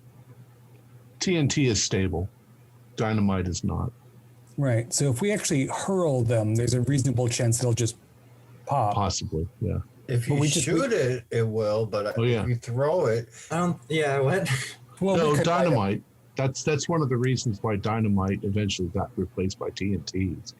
Yeah, because you can drop it. You could have a badly. A buckboard full of it and hit a rock. In a hot, humid environment like this, it would be unstable, wouldn't it? Sure. Yeah. The nitroglycerin leaks out of the sticks, but to get it to go off an impact, it's not. I wouldn't use. It wouldn't. It's not flawless. It could. We have fuses, so I just think we should prepare for a grenade-like response if necessary. So each of us has a stick on hand and a short fuse. We can. Question for the GM. When you were describing what we were seeing, you mentioned like a pile of skulls. Are these 3-eyed skulls? No, it looks like the way they've been obtained is that they started off as normal people or normal victims of the cult, but then the cult have ceremonially smashed us a 3rd hole into the skull. Okay. Because I was going to say, what if killing Jack is the trigger? But if that's the case, then never mind. Well, remember what was being said. Yeah, Senegal's brother is a good template, but Senegal didn't make it out with enough force to smash these monoliths and destroy this little sub-civilization of evil. Okay, so Thomas, Pierre, we're gonna stealthily cross, prepare some dynamite, and we'll see what happens with my riders, and if they can provide reinforcements. And friends, if each of you approach one of these corpses at the edge, maybe just as we're going clockwise toward the huts, if at 11 o'clock you approach, first of all, see whether you're seen right away and how that works, right? And if you're not immediately perceived and assaulted or worshipped, because who the hell knows, see if you can move one of those a lot of these bodies are going to be warm. maybe you can actually take part. Any last thoughts? I'd say keep the summoning idea in your back pocket if things just go south really quickly. Yeah. I'm gonna try to commune with the stone for sure. You use whatever will listen to you and you can against them. Before that, can we take a 5-minute break? Just use the restroom. Sounds like a good place. Yeah. 5 minutes later. So the plan is, everybody's comfortable with it. We're going to prepare 3 sticks of loose dynamite, approach the canopy, and then we're going to wait until I hear from my friends.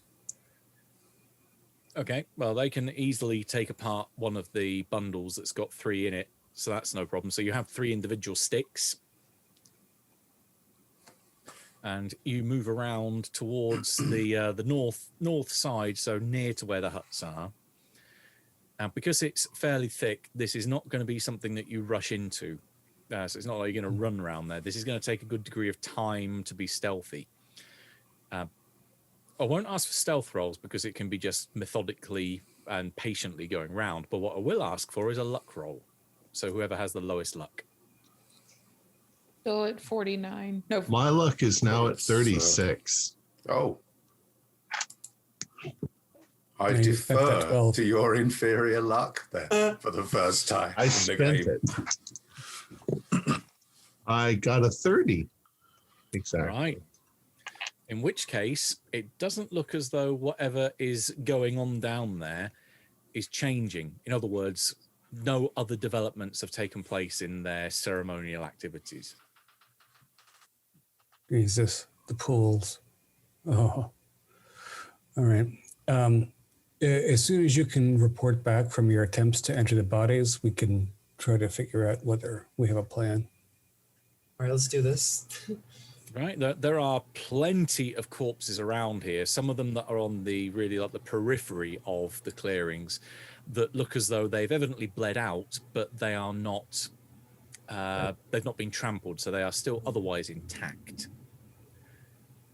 So, those of you that want to try and possess, give me a power roll. For one on the edge of the clearing. Here we go. Okie dokie. The hard 89. success. Ooh, 31. That's a hard. 64.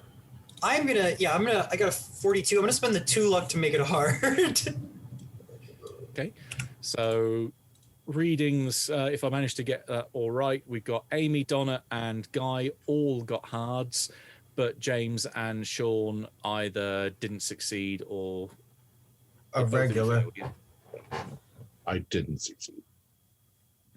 Okay, in which case, James and Sean, you're kind of looking and just forcing and trying to focus your will on doing this, but it's just you're not connecting with it. Maybe just you haven't got the knack, as it were. Amy, Donna, and Guy, you can each cross off 1d6 magic points.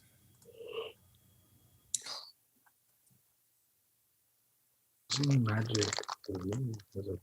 Full 6. 1. 4. Okay.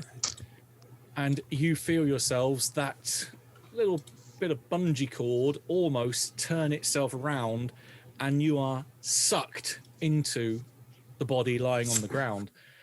The world around you starts to lose color. It's almost as if you're looking through a monochrome lens, that everything starts to turn to black and white around you as you realize you're looking through lifeless eyes, looking from the ground up to this burning sky above you, full of stars, and still the occasional little wiggling black line with its one wing floating between. Can I still see Sterling and O'Neill?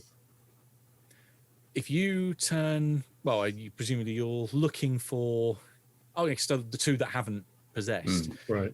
Yeah, if you turn your head, which takes a little bit of effort, it's not stiff, a rigor hasn't set in, but it's getting to know this new body, so stretching the neck and being able to move the muscles how you want to move them. You look back to the tree line and you can just about see where they are trying to hide themselves. Yeah. Okay. All right. I'm going to take a moment to familiarize myself with this new skin suit. And was there a did we arrange a signal for us to begin distracting?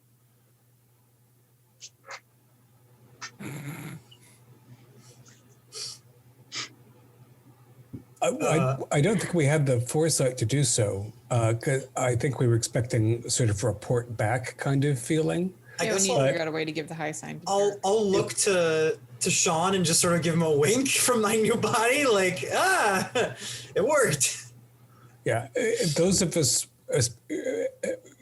on the edge of the jungle looking out at this field of corpses, and I watched you guys move out into it and lie down, so I get a sense, I think, of activity, partial success, and it's so creepy. In fact, as Dirk is looking around, so looking at this, as you say, this field of corpses, give me a spot hidden roll.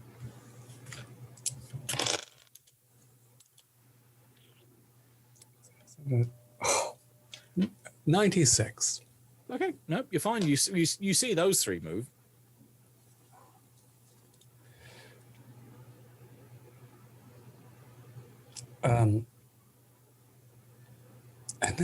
Yeah, I wish we'd made a further plan.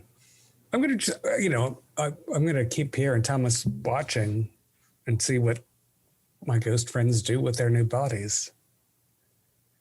Well, it's Oh, completely down to them. I can't seem to get into my body.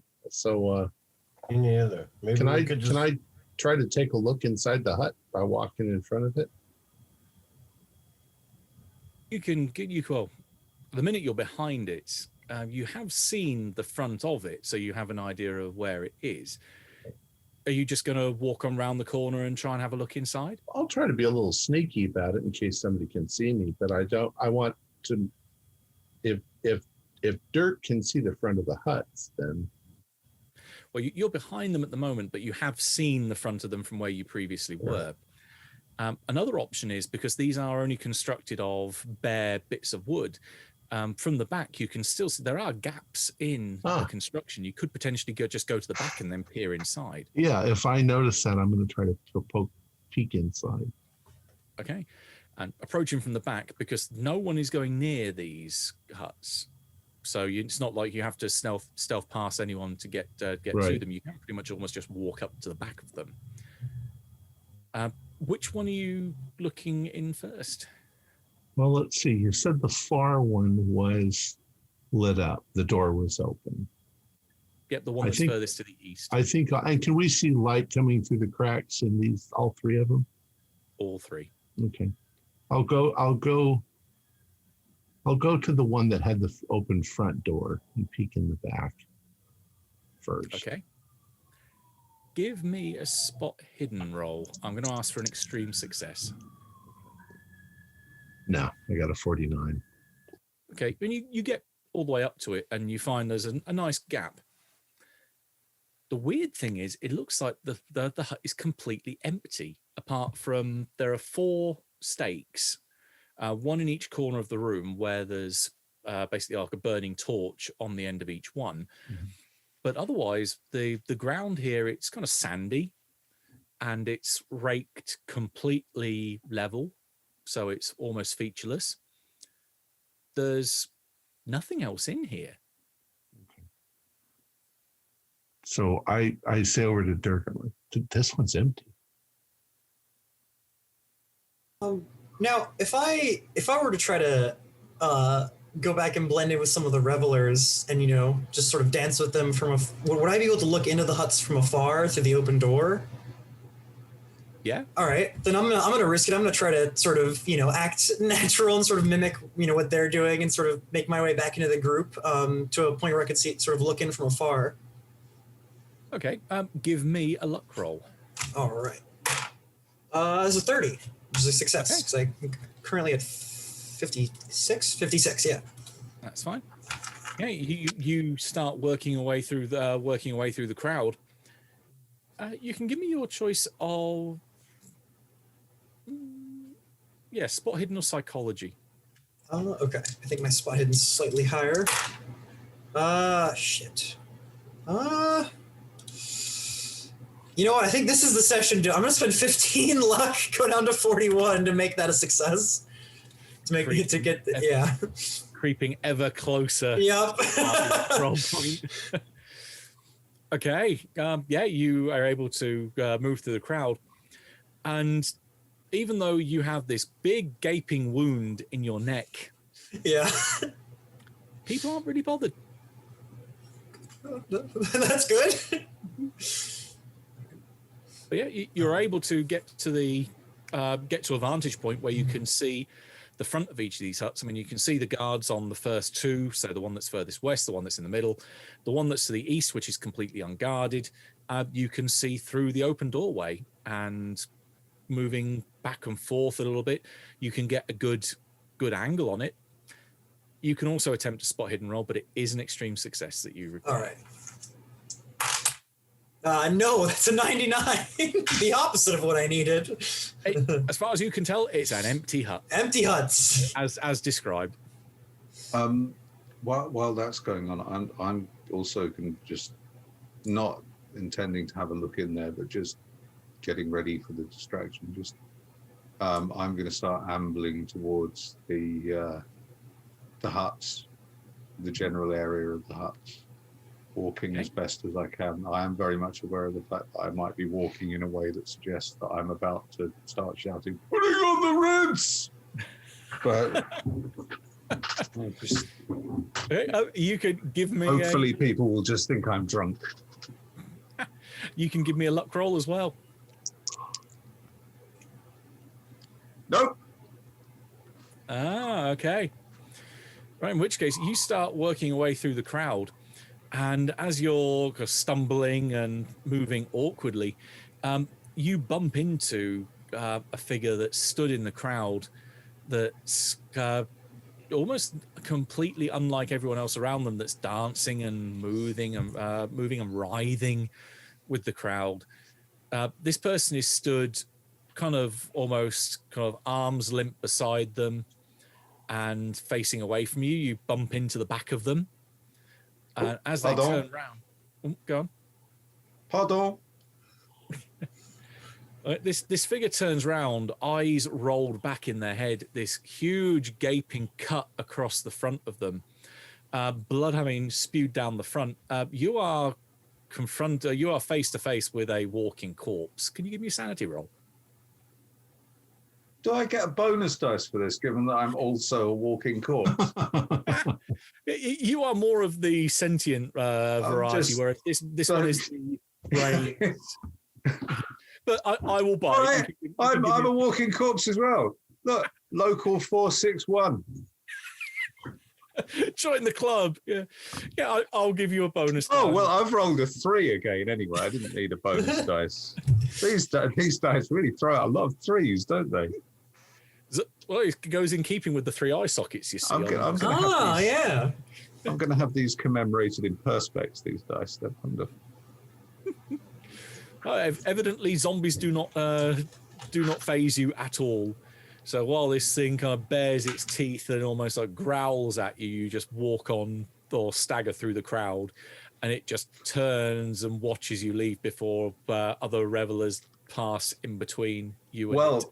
Now, having seen that though, I'm going to start sort of emulating its behavior a little. Mm-hmm. And just sort of, if anyone comes near, if anyone does get too near me, I'll start rolling my eyes up.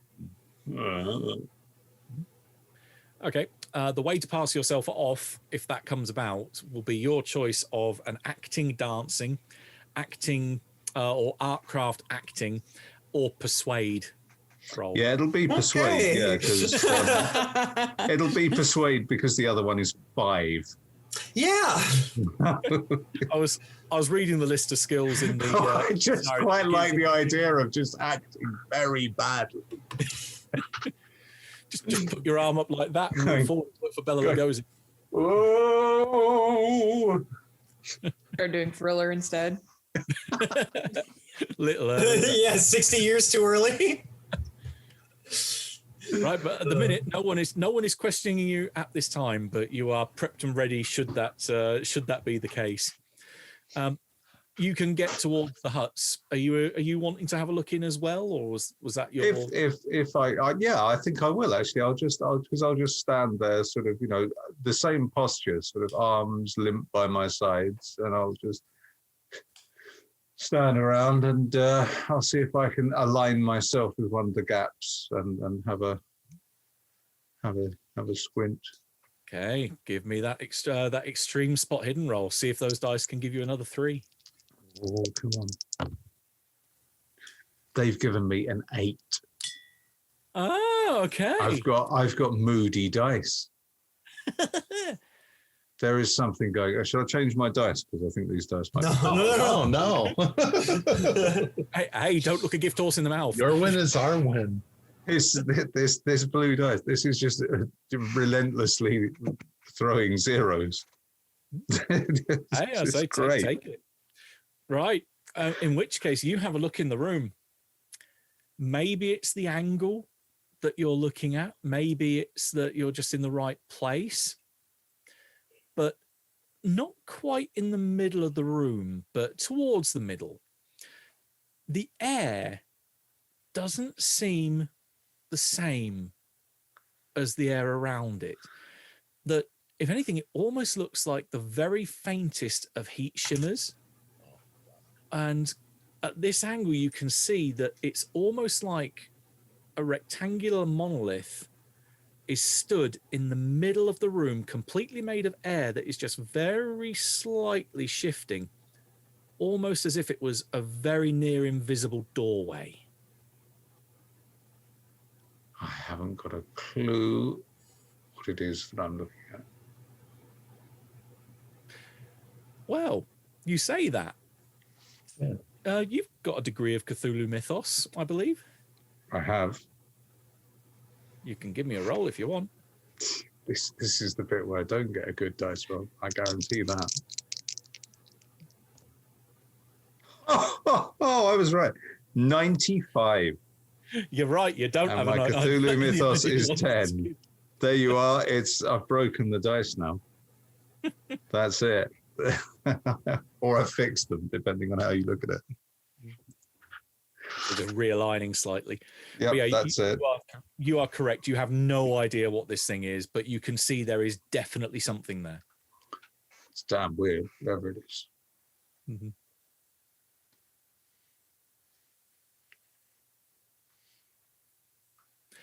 What's the rest of you doing? I'm going to go to the next hut and try to peek in. Okay, so that was Middle the part. eastern one that they've been looking at. So you're going to the middle one. Right. Again, give me a spot hidden one, but this one you just need to give me a regular.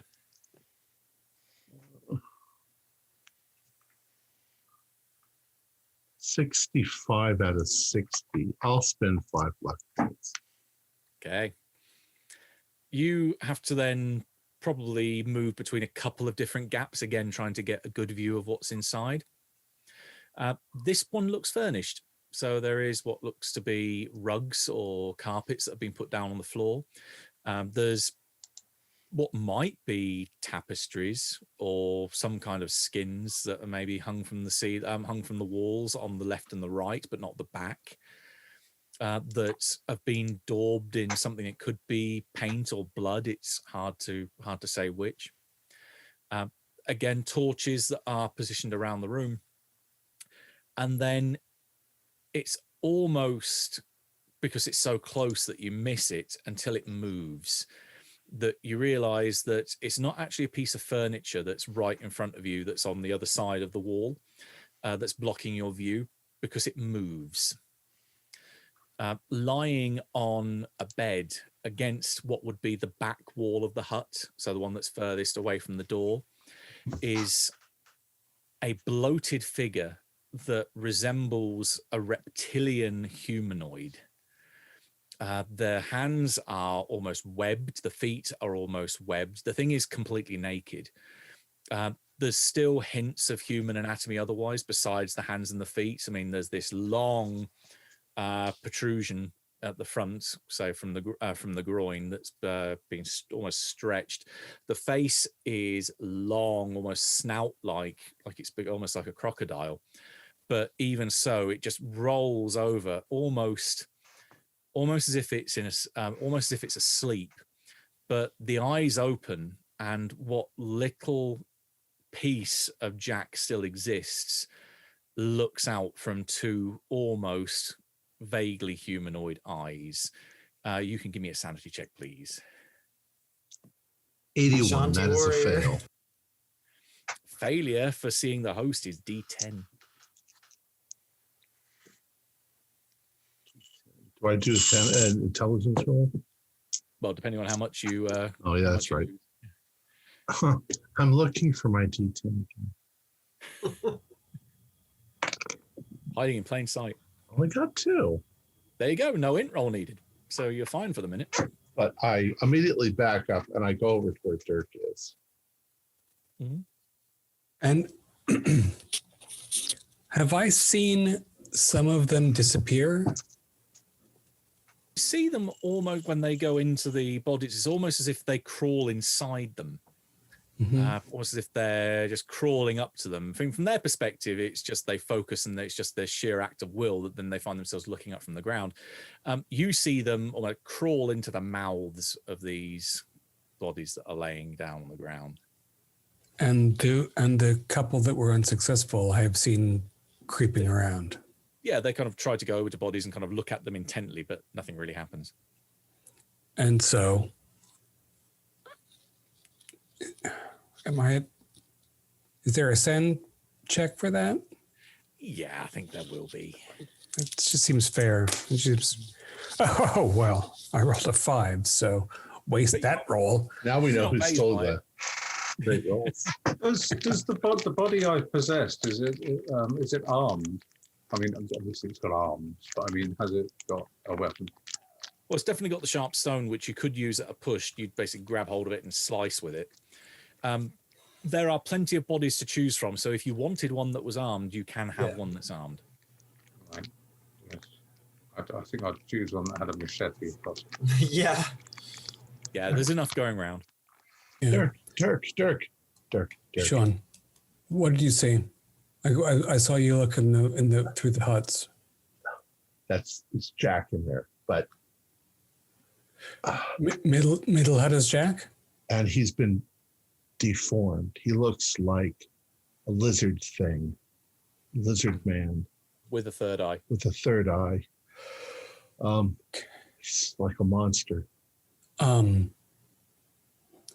So, now I miss being able to talk to you all at once.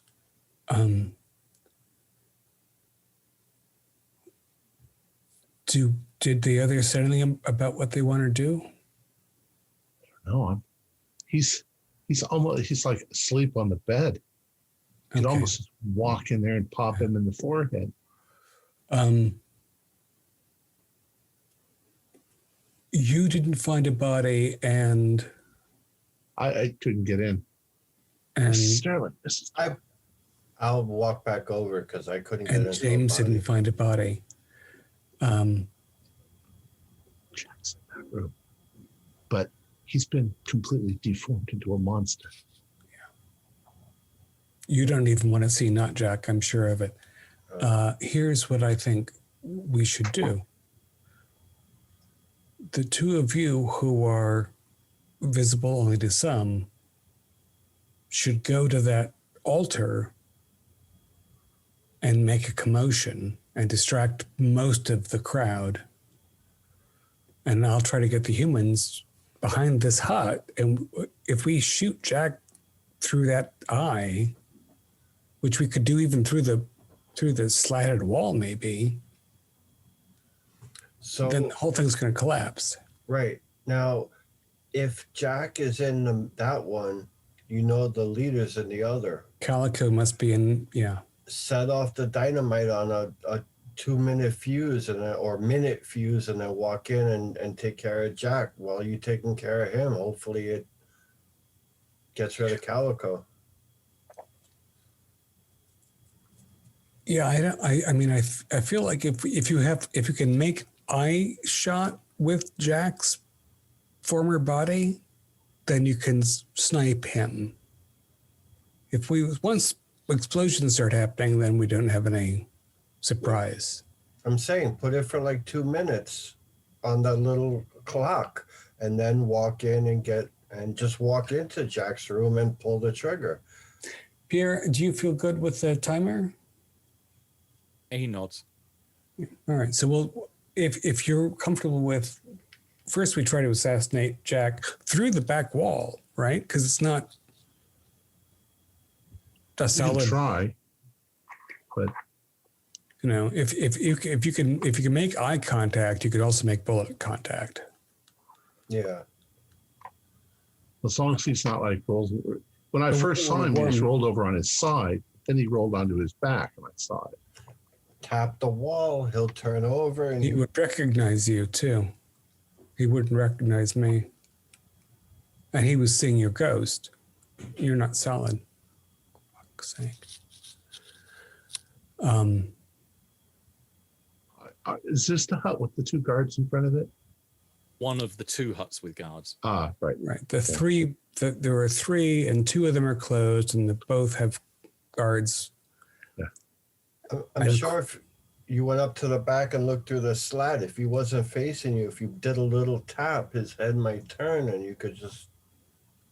Yeah. Well, actually, Mr. Sterling, as his father, you could probably get his attention more than anybody else could. I can't physically touch anything. No, I know. But Like- neither could Sean, but he turned to look at Sean. All right.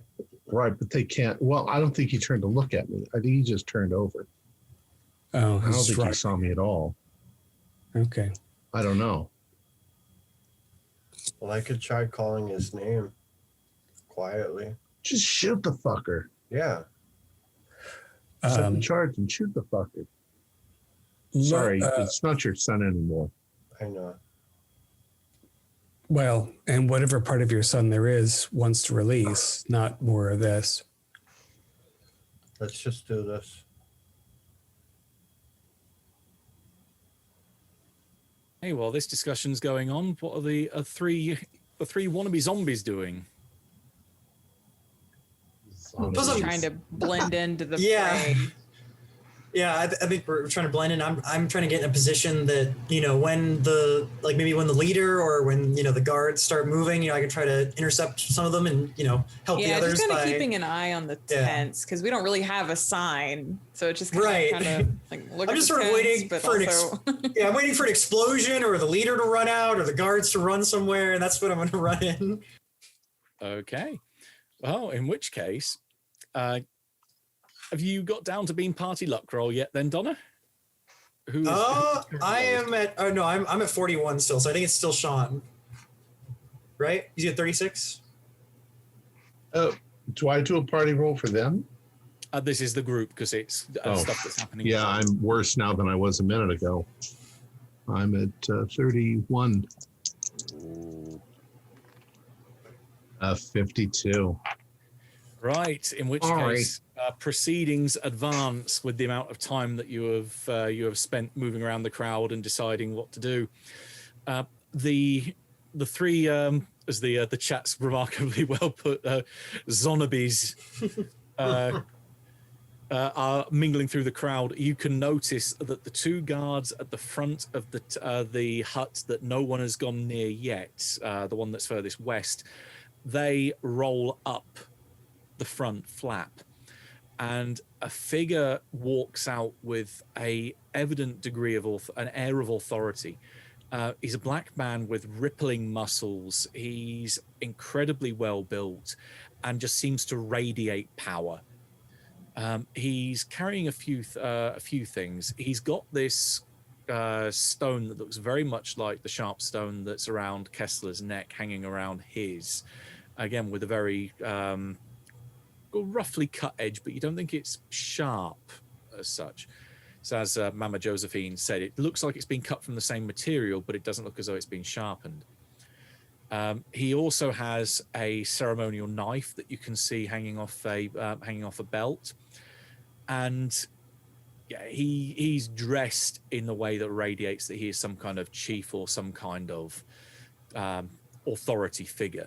He's got this kind of headdress that he's wearing that has feathers coming off of it. He's got a necklace of teeth as well that hangs alongside the stone on his front. And he looks around the crowd, also like surveying his followers as he moves forward towards the altar.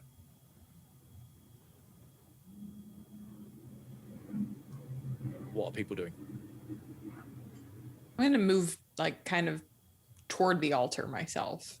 Yeah. Still like with the crowd, trying to like blend in, not with purpose or anything like that. Just kind of easing over. Yeah, I'm going to get as close as I can to him while still being in the crowd.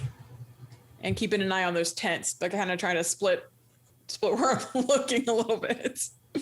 Nothing else is happening over at the huts. Okay. So that's that. Whenever you flick back, there's nothing else happening. Right. I just know that's where everyone is, so I'm just trying to like. What's Guy doing? I'm gonna just sort of. I'm not specifically heading to the altar. I'm just going to allow myself to get pulled along and sort of lost in the crowd. Okay. Which case then, as Amy and Donna are focusing on Calico going towards the center, and then they're splitting their attention back towards the huts, Guy can give me a spot hidden. That's a 26, which is just a standard. Okay, you can see then as you're being, as you said, going with the flow of the crowd, that there are other bodies laying on the ground which are starting to get up, and various undead figures throughout the crowd are starting to do not exactly the same thing. They're slowly coming towards the middle, forming a ring around the altar. Okie dokie. Are you doing anything in reaction to that? Yeah, I'm gonna head towards where the undead are going. I mean, I presumably look like one of them. Oh yeah, the whole I'm undead, basically. So yeah, I'll just gonna start arms limp by my sides, just try and emulate their walk as much as I can. Head towards where they are. Right, you are deliberately attempting to blend in. I am. You can give me the choice of what either of those three skill checks. Well, I'm going to go for persuade because I mean the art, the acting one would basically just be a comedy role. So let's go for persuade. Oh, I got 55 out of 60, so it's just a regular pass. Is that enough? Yep, you are fine. You are very much emulating the dead. Even a couple of maybe. This is a scene from Shaun of the Dead, surely.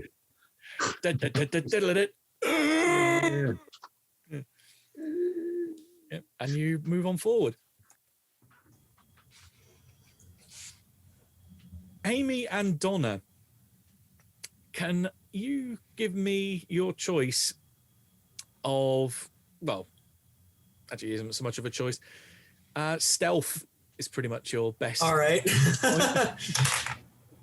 27. I think that's a regular. 15. Yes, regular success. Is trying 15. That's a hard. Okay, you are being discreet enough that you're not getting right up in his face, because he is looking around and he is surveying the area around him, and particularly the undead that he is drawing towards him. So it's not like he suddenly realizes, hang on a minute, what are those two doing different to the rest? Yeah. Oh, that's a good Charleston. Why didn't I? Why is that one doing the running man?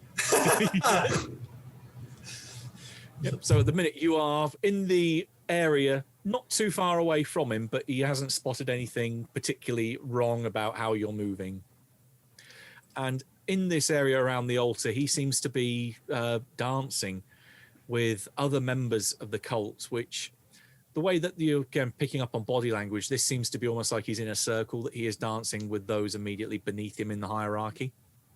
So this is where, as I said, the inner circle is the higher echelon of the cult of the floating horror.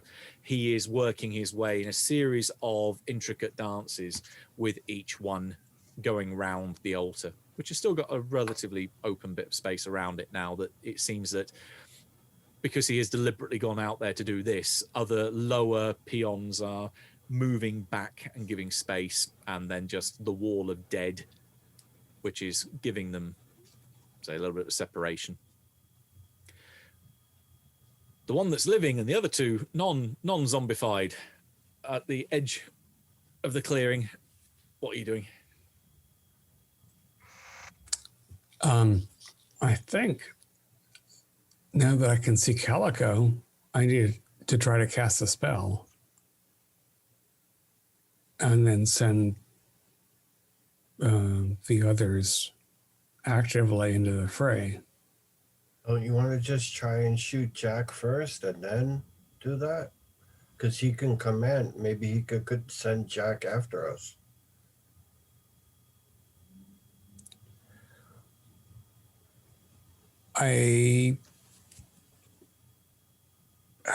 We don't know what's going to happen. How can I hear you? Who among you can I hear? I feel so lonely in my skull now that you're not all. You can't hear us? Same room. He can hear you. So the three of you can still talk. Yeah. Yeah, we're right here with you.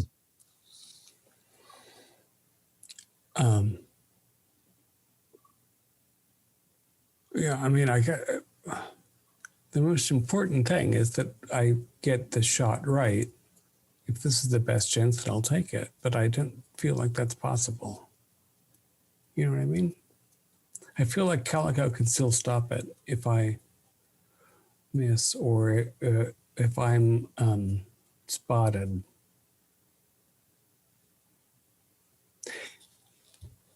Is there a way that I can, guarantee a sneaky position to snipe Jack? Well, you've had plenty of time to have a look at the back of the hut, and say Sean went over to it. Yeah. There's definitely room to get the barrel of a gun through one of those gaps. The key thing will be, as actually Sean has already foreshadowed, whether you have direct line of sight to that third eye. But there might be, as you say, a way to convince him to roll over if he has shifted position again. Right. And then where is James? I was going to try and call him.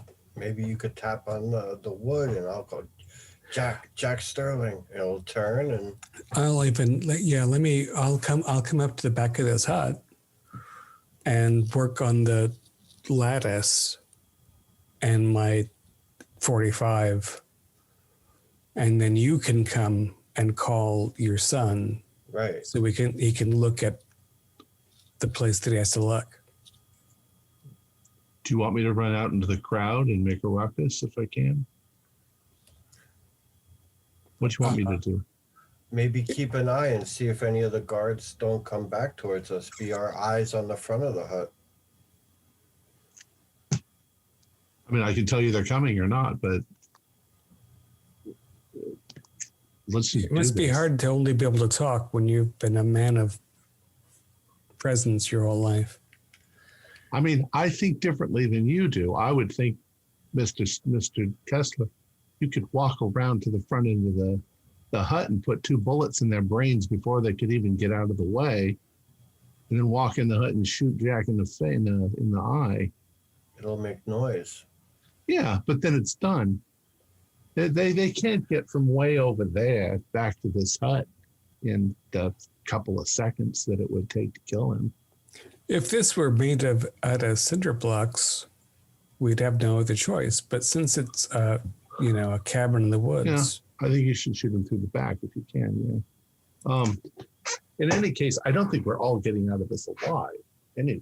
So it's a matter of you guys keep saying this stuff like you're not. I'm sorry. We're not. Look, But Dirk, I mean, look around you. as a zombie, I take issue with this beta normative language. Yeah, heartbeats are relevant.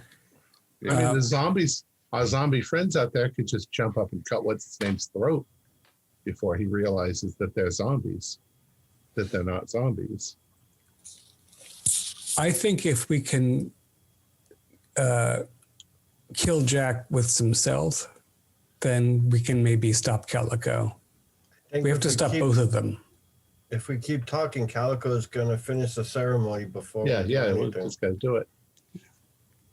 So, wooden slat, back door, distract him, make him look this way. You can do it. You're his dad. Jack Sterling. Jack Sterling. Sounds like the two of you going to the back.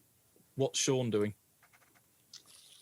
Well, they didn't tell me what they wanted me to do. I think I'm just standing here watching. Okay, so you're keeping an eye out then. Yeah.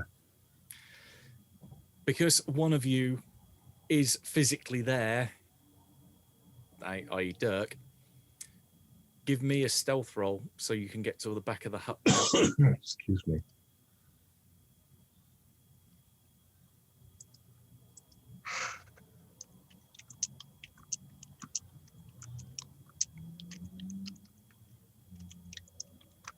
He's shocked to silence.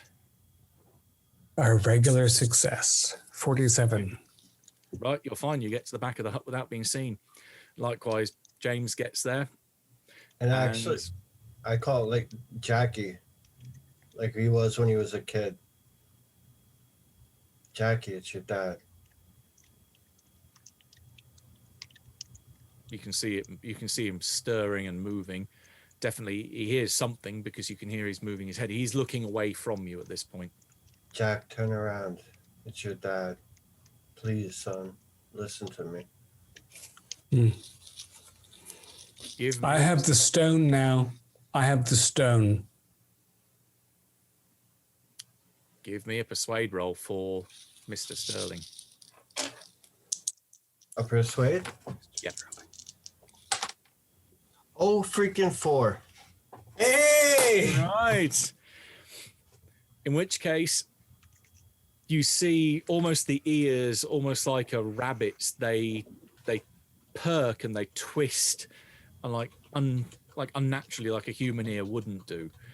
And slowly, he turns himself over and rolls over on his side, and you can see up close and personal to the gaps in the wood. The gaps in these beams, that he looks through the cracks towards you with eyes that are almost even before your own, shifting from what would once be a human eye to something more reptilian. And he just emits this low moan, almost like a whimper or cry, and just tears of blood start flowing out from the corner of his eyes, and you can tell that he sees you and he hears you and he knows who you are. I know, Jackie. It's gonna be okay. Just don't move. Just look at me and be still. You can see one clawed hand go up to the wooden panel on the other side, as if he's trying to make contact. My hand goes to where his is. Right, yeah, you managed to put your hand on the other side of the wood where his clawed hand now is, and Dirk shoots him right through the third eye. Okay. I'm not going to ask for, no, I will ask for a skill check, and I will give you a bonus die, because there is the chance that the gun could jam. Oh, damn it. Dice on the floor. Terrible timing. Quick, it's trying to get away from you. Not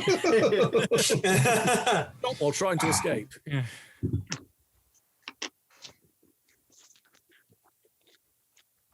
Fine, 41. Unnecessarily dramatic 41 from the floor. Okay. In which case, roll damage. Is 1d10. This is, I think it was the 45 I was using. So 1d10 plus 2. 3. Okay. There is an almighty blam. And it just means that it isn't an outright instantaneous death, but you still shoot him through the eye, the third eye. The gunshot rings out into the crowd, kind of across the clearing, through the gap in the wooden slats. James can see his son jerk back this hole in his head, and just this whimpering cry as his mouth opens unnaturally wide as he starts to try and scream. Maybe as a reflex, his clawed hand just snaps through the wood to try and grasp yours one last time as he falls onto the ground. And it isn't a quick and it isn't a painless death. You can see what's left of your son wriggling and writhing in his death throes. You can give me a sanity check for seeing your son go out in a horrible way. And I failed that. Okay, that'd be a D6, please. 6 points. Okay, how would you like to flip out? Well, in fact, give me the int roll just to see if you do manage to keep it together. Otherwise, I passed that. Oh no, yeah, I passed that extreme. yeah. So you can't be cold-hearted about this. Crumble. No, I wasn't even. I crumble to the floor and just whimper. Just slide down the wall and just almost. I don't hear anything going on around me, and just let it out. Tears flowing down my face. Right, you start crying. Dirk, you don't have the emotional attachment here, so you don't have to make that sand check. But well, actually, give me a sand check for seeing the host. Yeah, and failing, terrible. Although I'm very cold. 12. I did just learn that most of my personality is other people, so probably I'm a little bit hardened. Yep, you cold-heartedly pull the trigger, but you say it's something you got to do. Yeah. Well, also, yeah, and now we're so announced, and it's not over with. So what I'm going to do is I'm going to, as soon as that happens, I'm going to run around towards the front of the hut and see if the guards can see me. Give me a luck roll. Oh, my luck is so low. Pick them up. Nope. All right. Well, it's not only that one of them sees you, because not everyone here is sensitive. Okay. Calico is, and the fact that you are running out as your residual self-image being as you are in the clothes of when you died. Yeah, you definitely do stick out like a sore thumb in the crowd.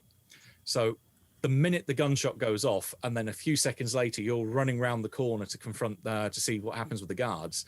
One of the guards looks at you with a kind of shocked expression, as in, well, what the hell are you doing here? And I'm going to fire my fake gun. And do I look like I'm wondering if I look like I have this corpse to him. Yeah, that's what I'm saying is, what the hell are you doing here?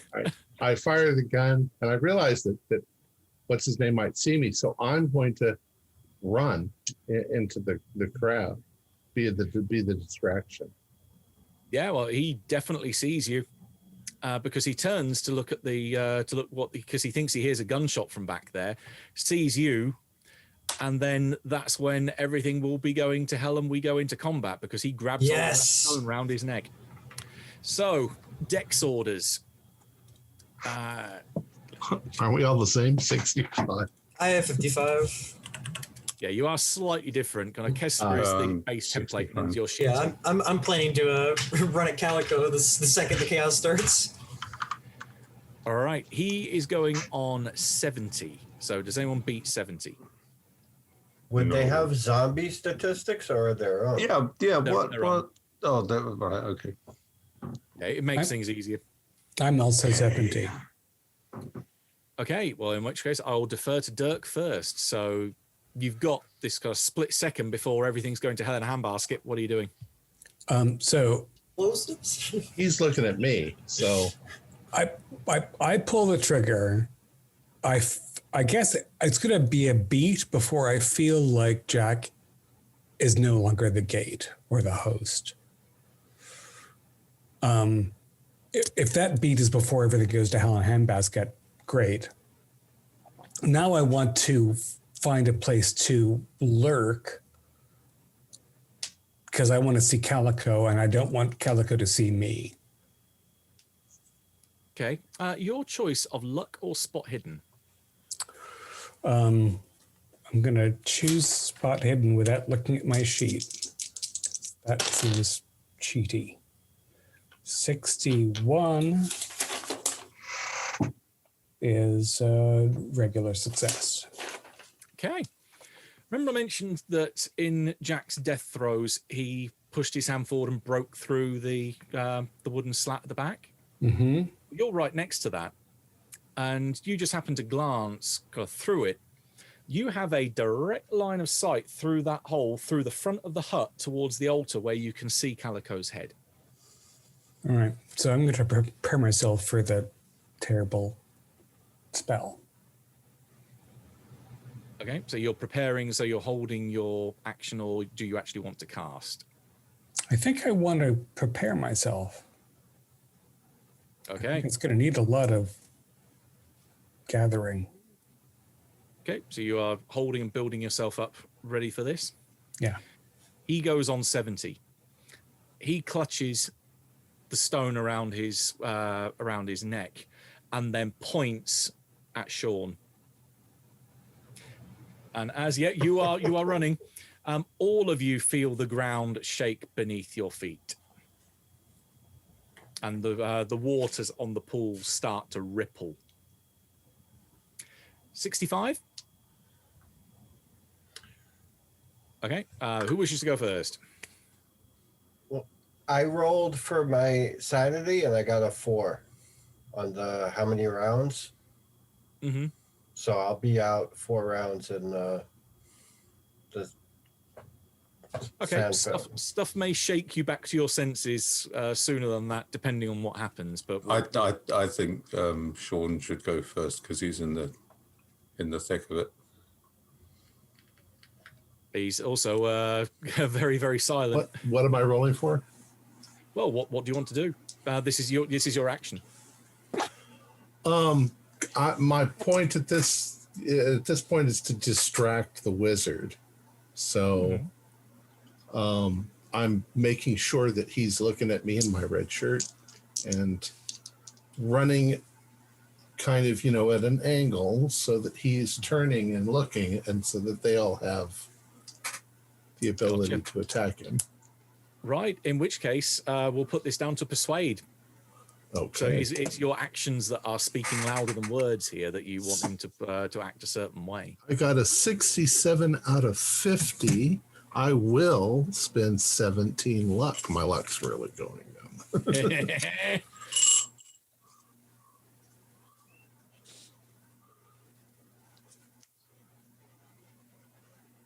Oof. I'm at 17 luck. All right. Okay. So you indeed lure his eyes away from your undead compatriots, and he is certainly keeping his gaze locked onto you as you run around the edge of the crowd. So next on 65, that sounds like Guy and Amy. So whoever wins. Do you want to go first? Or... I was actually going to ask, what are Pierre and Thomas doing in all of this chaos? They're keeping back behind the tree line. They've got their sticks of dynamite that they've got separated out. Right. But they weren't Okay. told So to they're just waiting right now. Okay. Yeah. I'm going to probably do something incredibly stupid and run at him with my knife, with my little peasant knife. That's what I was gonna do.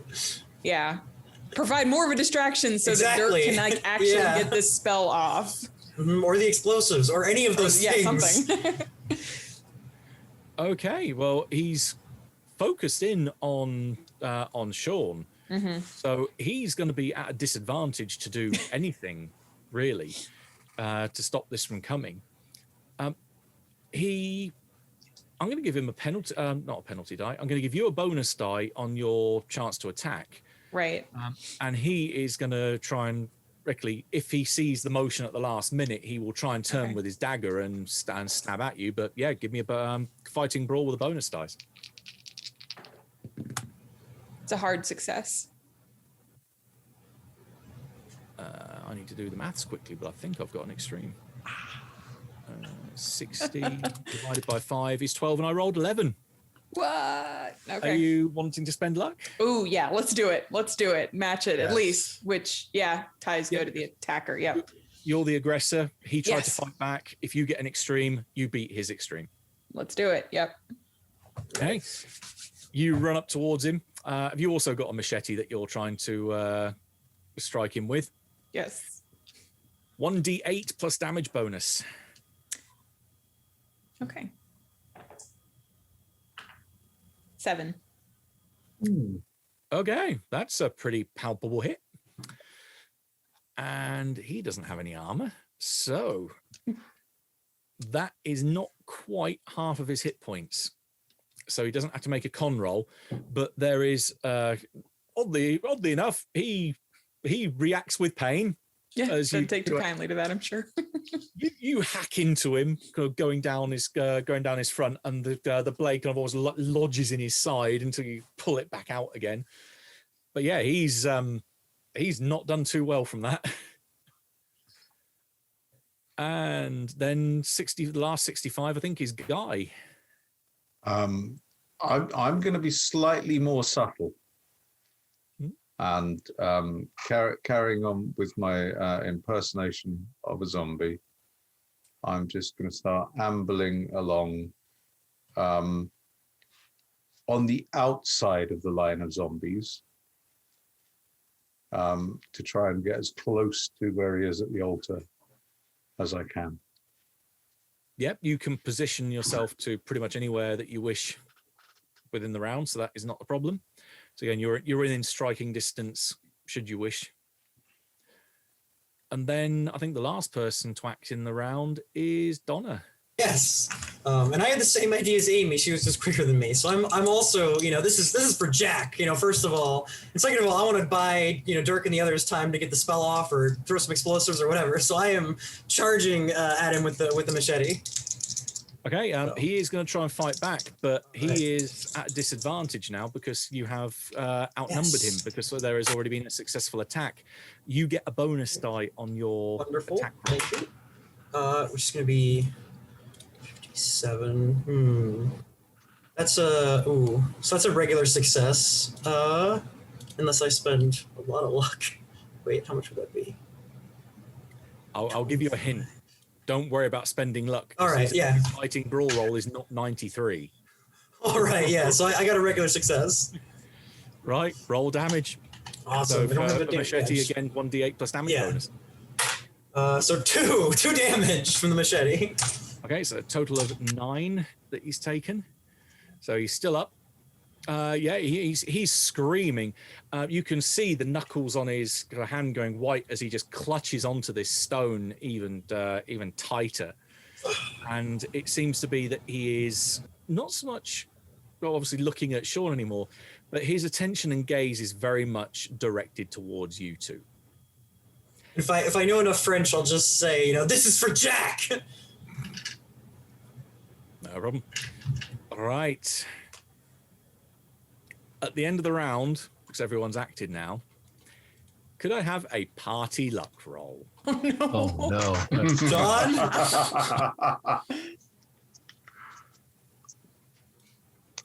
Did I say was that 14? 95. Okay. That means if you had succeeded, you would have a number of rounds before the lurker emerges from the star pools. Failing it, it pops out at the end of the round. You feel the ground shake, and out from the nearest pool to you, in fact, Dirk's aptly representing this, a thing comes out which is almost indescribable. In fact, the only way to describe it is the bits of it that you can put names to, or the bits of it that you can correlate to other things. This thing that appears, it's just arms that start coming out from the edge of the pool and lifting this bulk up. This thing has maybe 6, maybe 8, maybe 10 limbs. Some of them look like clawed or webbed hands, but they're the size of like dustbin lids when they hit the ground. A couple of them, though, rise up almost like forming a halo over its bulk that look like giant pincers of some huge crab or crustacean, very similar to the kind of halo effect that you saw the Baron when you decided to shoot him through the back of the head. There's this raft of faces or twisted demeanors of vaguely humanoid eyes, nose, and just mouths with rows of teeth, tendrils that extend from beyond them and this that just cover this bulk, and 2 huge membranous wings that erupt out from its back like they just almost explode out from it as soon as it reaches the air. This thing roars with dozens of mouths and just starts to elevate itself off the ground into the air.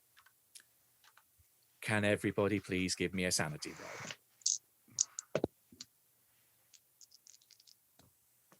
Now, would I have seen that? You are blissfully ignorant for the minute because you are weeping down on the ground. Well, that's a 96, so that's a fail. Yeah, 95 over here. Yeah.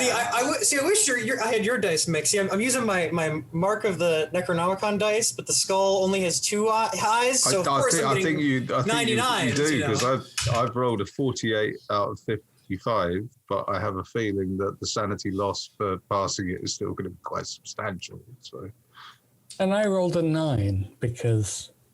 Oh, okay. Yeah, you are remarkably okay with this, but well, comparatively, you get the best roll because you're a real boy.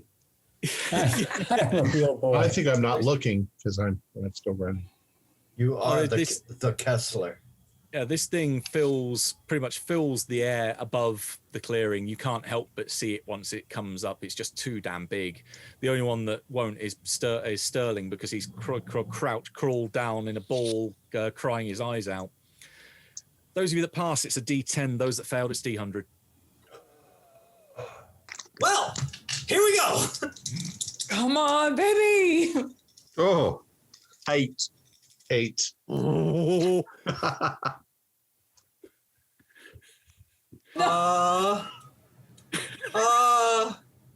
So I got a 37. My sanity is 39.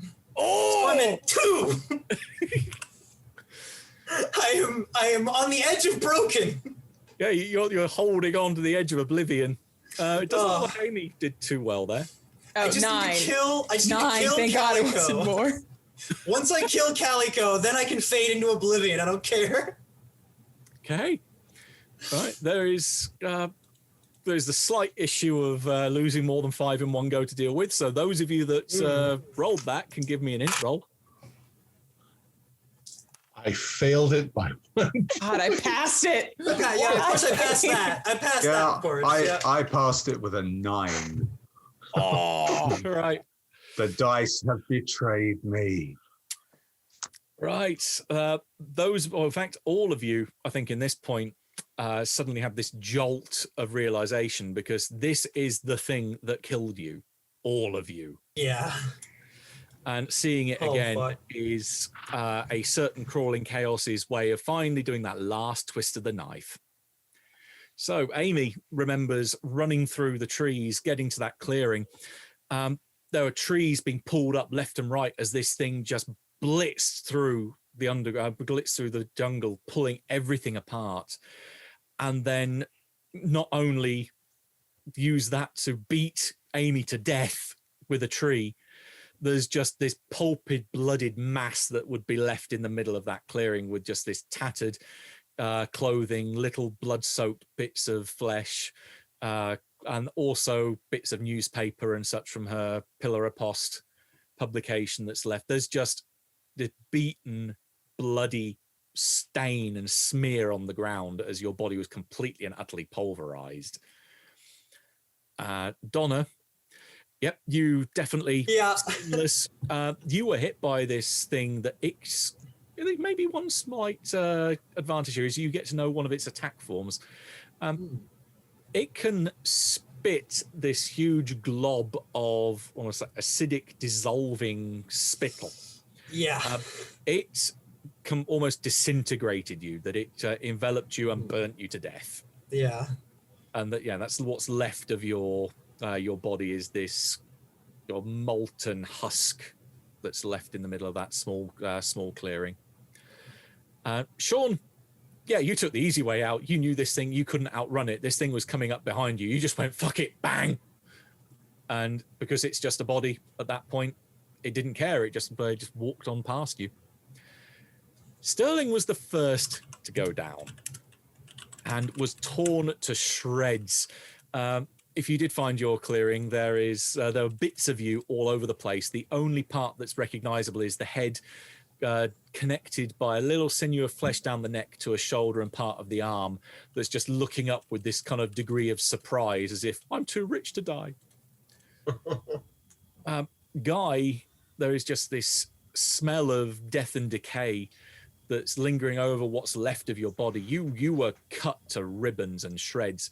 In fact, the only bit that's vaguely recognizable is the fact that your left boot with your foot still in it is in the middle of the clearing. Otherwise, it just went to town at you with those pincers and tore you apart and ate the rest. And that's all of the dead people get their little flashbacks back. And of course, Kessler, seeing this thing, realized this is the thing that broke your mind and caused you to quickly compartmentalize all of your problems because you could not deal with seeing this thing. And now you're seeing it again. It's almost as if you've come full circle. That's the end of the round. Would you be cool with me doing Red Mist for my insanity? What do you think? Well, in these instances, I always leave it to the player to decide how they want to freak out and react. So those of you that passed your int roll after losing 5 or more, have at it. Decide how you want to freak the hell out. I'm going Red Mist. Yeah. Yep.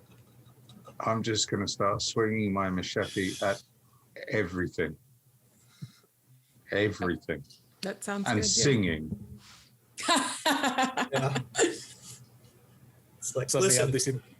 have this vision of you singing Goldfinger having watched a certain episode. No, completely, stop that, man. completely random singing and machete swinging and just wading through the crowd with my neck gaping open, just going. I mean, it's 47 ginger-headed sailors. Perfect. And yeah, I mean, it's very easy. I mean, it's, as long as they're not Kessler, Thomas or Pierre, we can hack them up. And go for Calico if you can. But it's Red Mist. You don't know what you're doing. Yep. I've just how many rounds? I don't think it's going to go potentially that long, but you can roll. D10's a bit long, I think, for this because you're going to probably snap out from the sheer shock of seeing something this big in front of you. So call it D3. D3. 2.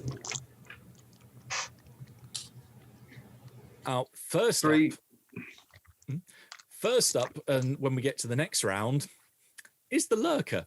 Unsurprisingly, it goes on a dex of 125. So I'm going to allow Dirk to carry over held action because you were prepping and effectively working out what you wanted to do. So this is almost like a snap decision if you want to do it. Yeah. The Lurker is seemingly obeying Calico's commands and it's going straight for Amy and Donna. Mm-hmm. Do you wish to intervene and try to countermand it? Yeah, I think my stone magic grasping feelingness was what is coming. And if the lurker is moving, then I want to say, oh, no, lurker. Let me tell you who's in charge right now. You've been misled. And you are not, yeah. You are on leash right now, lurker. You are on leash. Right. This effectively is a very similar mechanic to if you try to overcome the binding of another sorcerer if you were to perform a summon bind spell. So you need to give me an opposed POW roll against Calico because it's his will that you're up against to see who is effectively the more powerful Only they've controller. fucking taken Calico out, and I rolled a 92. Okay, but that's still going to be It's only a success. Only regular. Okay. It's only regular. Right. Calico has a POW of 85.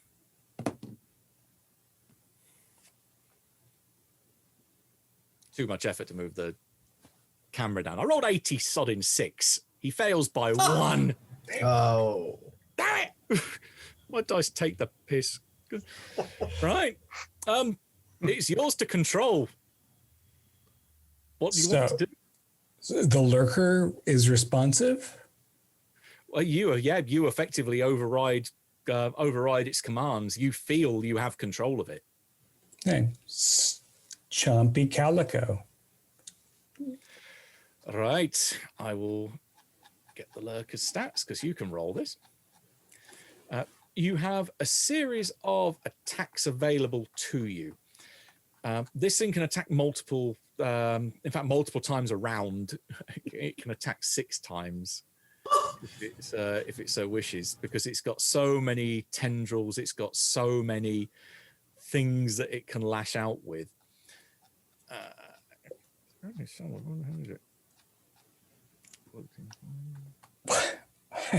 This is a unique experience for me in this game.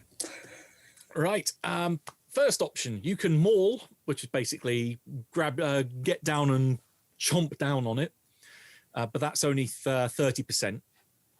You can attempt to pincer it, say with the couple of pincers that you've got. That's a 50% chance.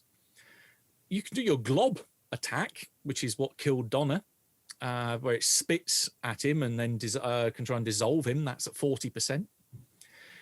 Or there is right at the center of its mass, there is this huge beak, almost like a huge raptor or bird. That is 30%. To what extent do I have an idea of the things that this will, the things I can make this creature perform? Mm-hmm. Well, it can fly, it can swim, it can call its daddy. You know that. Right. Okay. So the 50%, I think, was the gobble. Glob. That's the pincer. Oh, it's pincer. Right. All right. Let's chop Calico in half, and then I want to send. Yeah. Go ahead. So you can do that twice because it's got two of the pincers, and then that leaves you another 4 attacks that you can do with it. Well, the first is 22. The second is an 80. So only 1 pincer chopped him in half. Okay. Well, the pincer attack does 2d8 plus 66. That. I don't know. Calico, you fucker. I don't know, man. He might still make it through. There's a chance. If you roll all ones, there's yeah. No, I love how when they're like, oh yeah, 2d8 for some dice, but also 66. It gets its damage bonus on top. Yeah. And then I want to ask my new friend to burrow as deep in the earth as I can, as I can convince it to. Yeah, I mean, it can basically retreat down into the pools and then just keep on digging. Yeah, that's my next command. I don't think we need anything else here. or want anything else here. It digs down to the center of the earth and then lays an egg, and then It rolls into a ball, and 10,000 years from now, whatever. Well, these are unique entities. In fact, if you're again, because you have mythos, you'd be aware of that. Maybe something that you've read, maybe something that's still buried in your insane insight. This is one of a million such collective creatures known as the million favored ones of Nyarlathotep. They're always underneath us. Mm-hmm. Oh, he's at the center of the world, banging on his drums. But you can send him. You can send him down. Certainly. I take it you did not roll all ones on your dice. I didn't. What? I didn't have even as many dice as would be necessary. But no, at least one was not a one. Okay. In which case, yes, Calico is sliced in half, probably diagonally. So bits of him go everywhere, especially as there's already a fairly large chunk having been hacked out of him by Amy and likewise Donna. So yeah, he goes down in a red puff of blood, and bits of him get scattered into the crowd as this thing roars.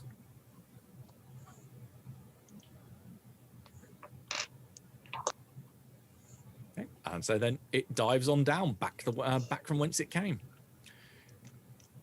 Right, that was at the top of the round on 125. 70. Which I think was Dirk anyway. That's to say his action. So what? That will count for your action for the round. So 65. We've got the three-way split again. Who wants to go first? I'm just attacking with that. Go ahead, because I'll just be. We got cultists to kill. The cultists, they don't die when the wizard dies. They're still alive. Oh, okay. Do the undead ones like fall down, or no? The zombie ones, no, they're just hanging. You should have had that monster kill them all. I'm running back towards where Dirk is. So that's what I'm doing right now. Okay. You basically turn right the way around and run back towards the back of the hut. And Guy, you're hacking. Mm-hmm. I am hacking my way through the crowd with a heave ho Mahati. Mm-hmm. And spraying out your song from both the slit here and the slit here.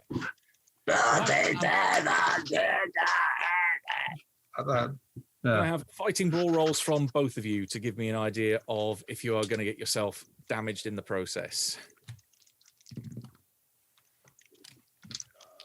Just a regular success. 18 is it's hard. Blimey. That's good. They're all 74 against Amy and 24 against Guy. Wow. So your hard beats theirs. You continue, you basically, between the two of you, start hacking around, chopping down anything that moves that isn't a face that you recognize.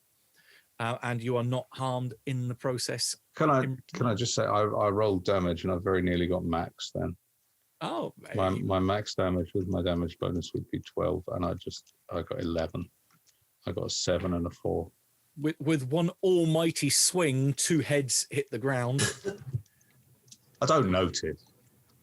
There's just a little thud. It's just a couple. It makes no difference to me whether I chop 2 people's heads off or hit no one. I'm just slashing blindly through the crowd now.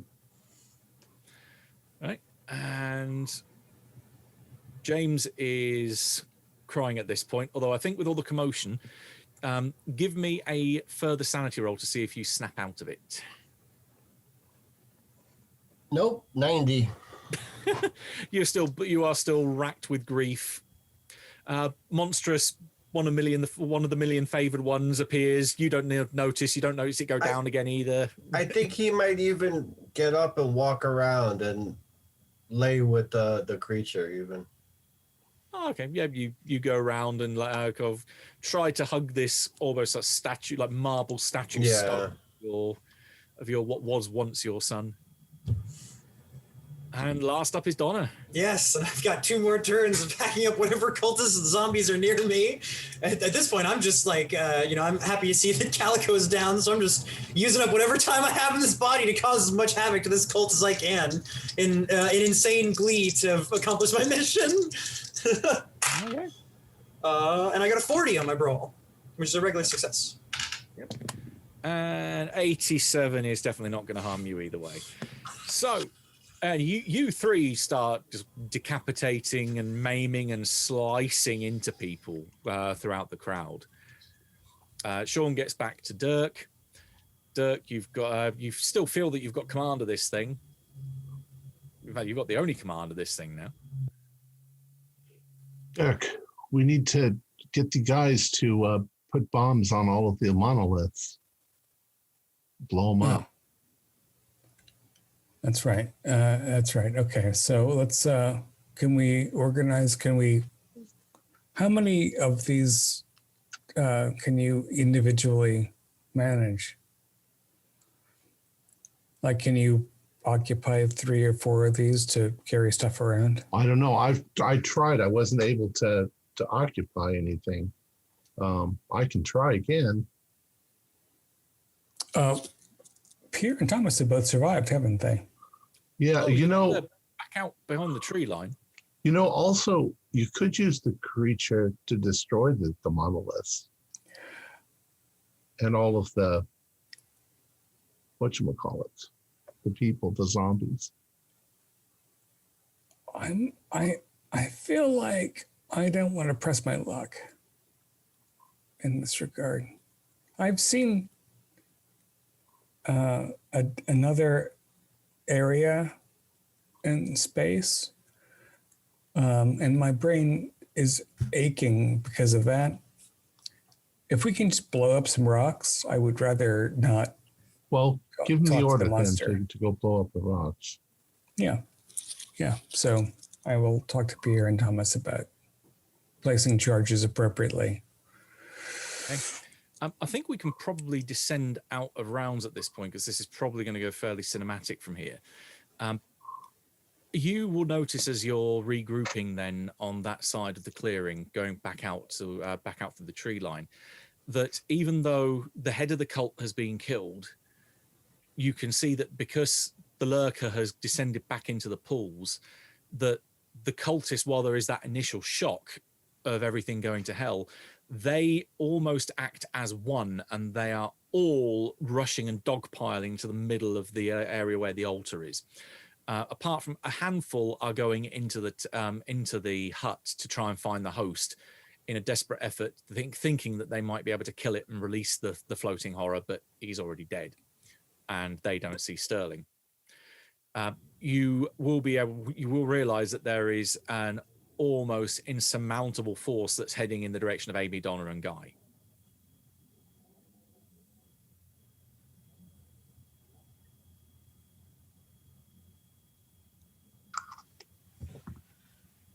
Or they'll probably just fall out of their bodies if they get killed. Yeah, I don't care. I can take them. Don't worry about it. It's all part of the plan. You need to focus on getting yourself out of here alive and make sure that they can't do this again. We're already dead. It's all part of the plan. So I say do the charges on a timer and run. Like, that's my advice to Dirk. Well, you've got at least a few minutes setting charges around all those monoliths, because going back to the map, there are 1, 2, 3, 4, 5, 6, 7, 8, 9, 10, 11, 12, 13, 14, 15, 16, 17, 18, about 18 of them around the edge of the clearing. They will swarm Amy, Donna, and Guy, with maybe giving you about 30 seconds. Can we try to disengage? As long as we blow up some of them, they won't have. Can we try to get out of these bodies? If you want to pull the ripcord and get the hell out. Yeah. Okay. Yeah, well, my rage only lasted 1 round anyway, so I've snapped out of it, and I'm just like, so after I go through another, rounds worth of cutting, and my rage subsides, I'll also try to, maybe it's time to get out of this. And if I shriek and point the stone at them, they don't cower. But they want the stone. Well, But I that's- am the stone. They want And the host. Well, he's the host now. Hmm. Do I snap out of it yet? Yep, you can definitely have come out of it by now. That's the problem. We don't want them to identify you as the host, maybe. Yeah, they don't. Well, if they find you've got a stone, that's a case of, oh, you've got exactly what we want. I look for a body on the ground that's close to one of the bags of dynamite and try and jump into it. Give me a power roll. And I have a ton of luck. 42 out of 78. Okay, that will be not quite half, because half is what you want. Well, he's got locks. Oh, I would need 2 points, so I'll spend 2 points of luck. Okay. And My- then cross off 1d6 magic points. My intention here is to arm one of the satchels and run into the crowd and just detonate myself along with the crowd. Okay. I just basically facilitated the death of my son. I'm done here. 4 magic points. So down to 12. Okay. And a full bundle. Amy, Donna, and Guy, if you are attempting to basically pull that ripcord before before the bodies you inhabit are completely destroyed, give me a dex roll. Here we go. Maybe if I die, I'll no. just be at peace. All right, 40 is a regular success. 13. Enough or It's an extreme success. You are able to get out before there is this almighty explosion. Just to give me an idea of the scale here, you've got 10 sticks of dynamite that you are letting off in one go. Each one does 4d10.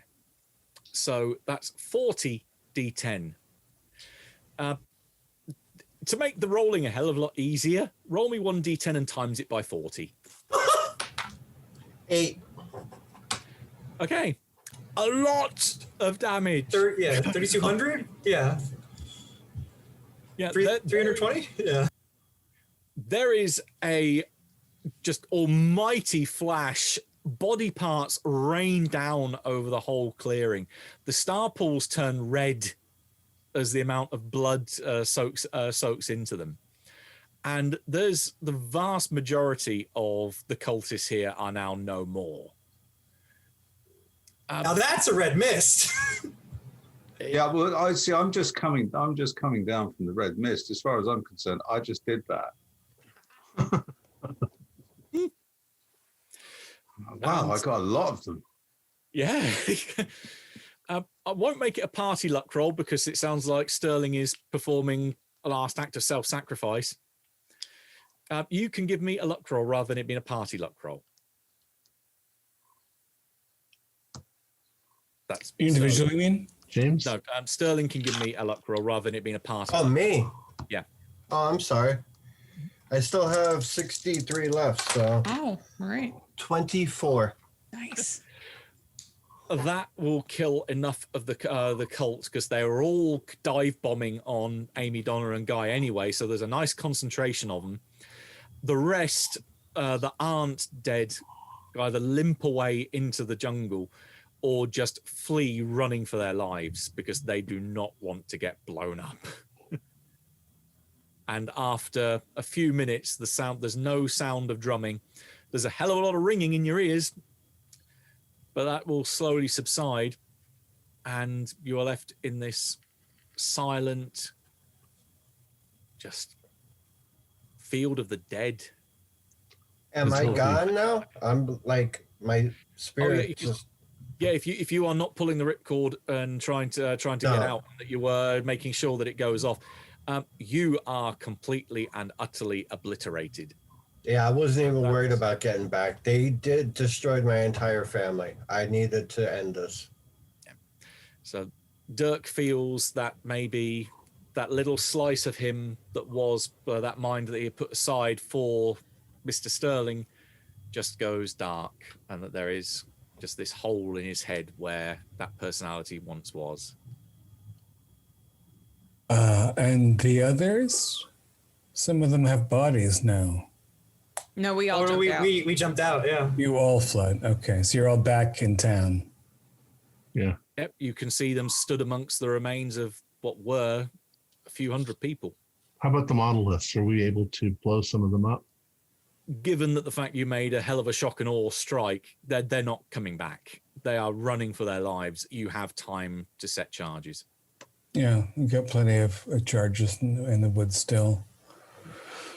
How are Pierre and Thomas doing? Well, the fact they were behind the tree line, which provides a nice degree of cover, they only heard what went down there.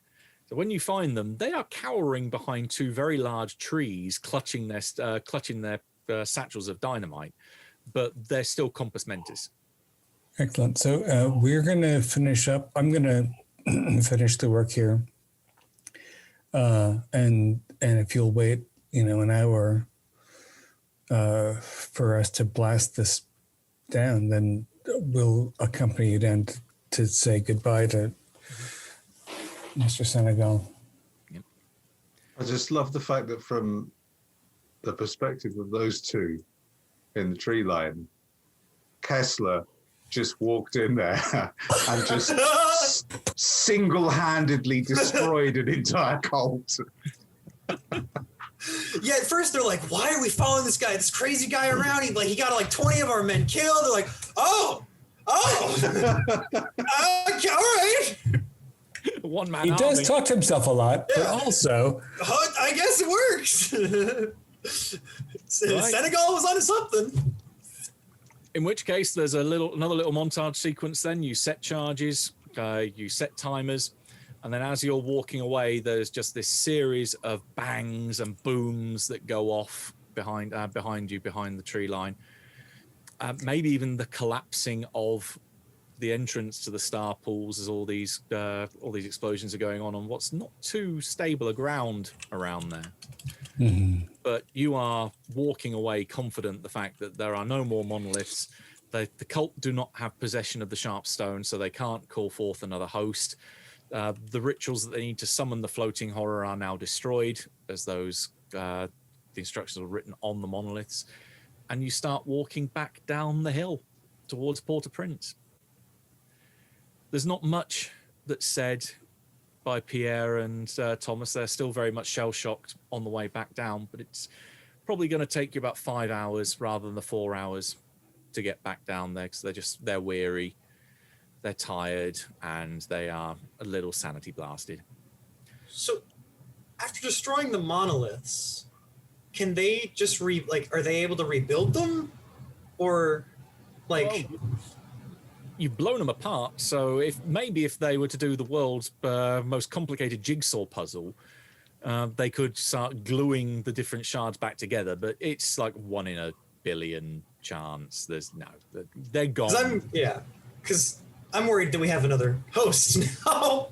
Yeah. oh no, indeed. We're counting on Josephine to be able to cure me. Yeah, that should be the first stop, honestly. Yeah. And I keep pressing my forehead to see if it seems thinner than it was before. No, so you are fine, because all that happens, from what the text said about the Ashanti warrior, that happens after you meet a certain person in a labyrinth by the shores of that black sea of infinity. So but we did meet him. Has taken place. But you didn't bargain with him. Oh. That's the key thing, because he hasn't fallen into a coma and hasn't gone through that whole process yet. Hmm. And if you could taste that scorpion juice, I mean, it really did invite you not to be part of this plane of existence. It's like the taste of rot and also poison, a little bit sour, some fungus. The question is, don't you potentially remain the host for your whole life? Well, I assume that when I give the stone back, if I can give the stone back. Promise that she'll fix him. Why? Yeah, she said she would try. And if she doesn't, then I will use it to open her up, and I will leave this country and start my own civilization. Ghost man, you can't stop me. Oh, I'm gonna try. If you read what I wrote, I am going to try and force Dirk to shoot himself in the head. Oh, okay. Oh, yeah, thank you for pointing that out. I hadn't seen that. Right. Give me an opposed power roll. 13. That is a extreme. 66 is only regular. It's only a hard. Only a hard. Right. In which case, yeah, you expend 1d6 magic points, but that's kind of a side effect by this point, and you can bring the gun up to the front of your face. Pull the trigger. But don't we want to get the stone back to Josephine? So she can do this to somebody else? No, it has to be through the forehead. Why would buddy. Why would she do it to? Why would she do it to someone else? We've destroyed the monoliths. They can't do the ritual again. It's over. Take the chance. What do you know about it? You're a bodyguard. You don't know how this shit works. Also, I'll She spend the magic does. points into luck points. She's a mambo. She knows. You're gonna spend the luck. You can outluck me for sure. I can outluck you for sure. Oh, well then. Which means there is a possibility. But you can't outluck all of us. Actually, so I was let's like, see if Josephine Actually, can help. Want to Actually, outluck can't- all of us? Can you outluck me? mean- Because I got an extreme. Sure, but I mean, it's a POW check. So wait, you got a 60, and if your an extreme of your 66. POW is 30 something, what is it? 150 divided by 5? Math. Do math. 30. 30. 30. Pat, I sent you a message too. I'm not. Maybe we should just see what Josephine can do first. Meanwhile, I also would point out, I'm still at 2 sanity, so I'm just like shaking. Like, I'm like, why am I even here? Like, Sean's trying to kill Kessler. I think he might be doing the right thing. If he shoots himself, we all cease to exist. Well, that was going to happen anyway. We're already dead. We don't exist. We're already dead. Hey, look, I'd like. I could take I you wanna guys to just carry funerals, on. and we could, continue to have a sort of caravan of fun. Look, let's just go to Josephine and I mean, look, see. I've spent the last few years just traipsing around with this guy anyway. So this is business as usual for me. I'm quite happy like going on like this, I mean, if we last until the 1960s, I reckon we could probably like write a comedy detective series based around this idea. Sell it to But we TV won't. companies. Maybe not back home, maybe in Europe somewhere, but We won't do anything be until we go successful. talk to Josephine. Yeah, let's finish this. What Yeah, could let's you do possibly this do? Well, she does magic, doesn't she? She can. And she could She tell us thought- that he's cured, and she could She take the thought stone. she could release. I mean, it's not like you wouldn't know. I was listening. She said she will do everything in her power to try, and There were no guarantees. but she had no way of So knowing. if she what. failed, Well, at least, then you try to overpower least me. let her but try. yeah, can't let her overpower try, me. and then I think between the 4 of us, we could overpower Dirk.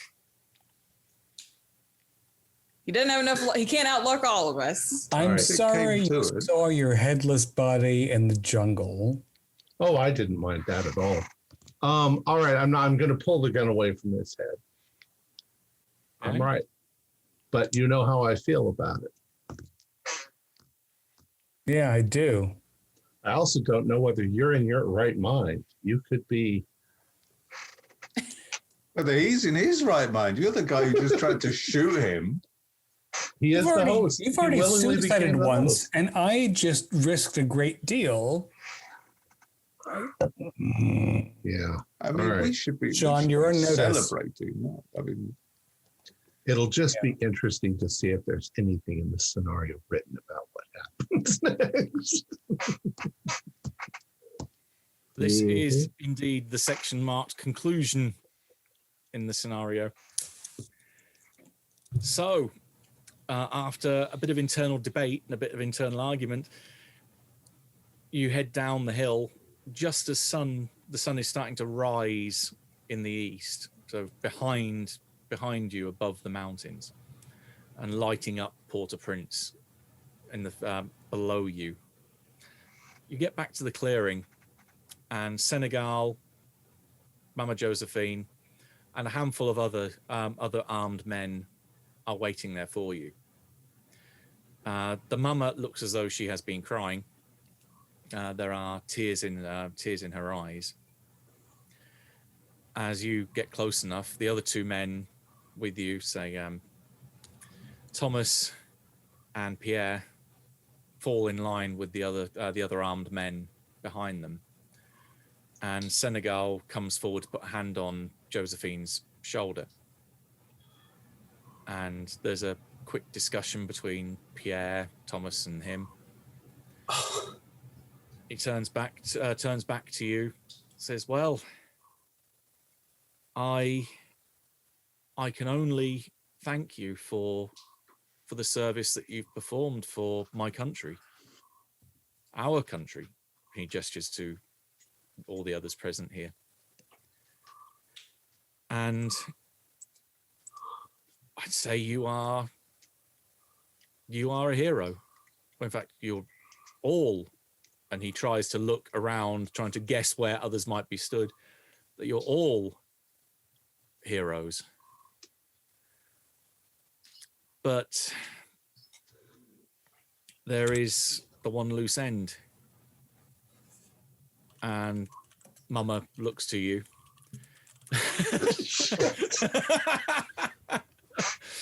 Is this the right moment to see if we can possess the living?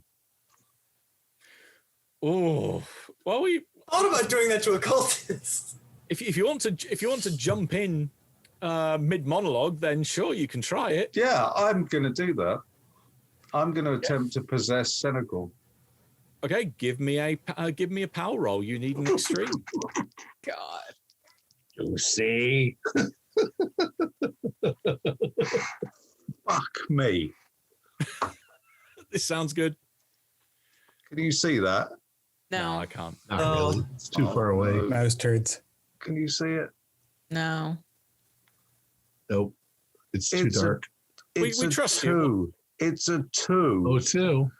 I've rolled an O2. Okay. In which case, roll.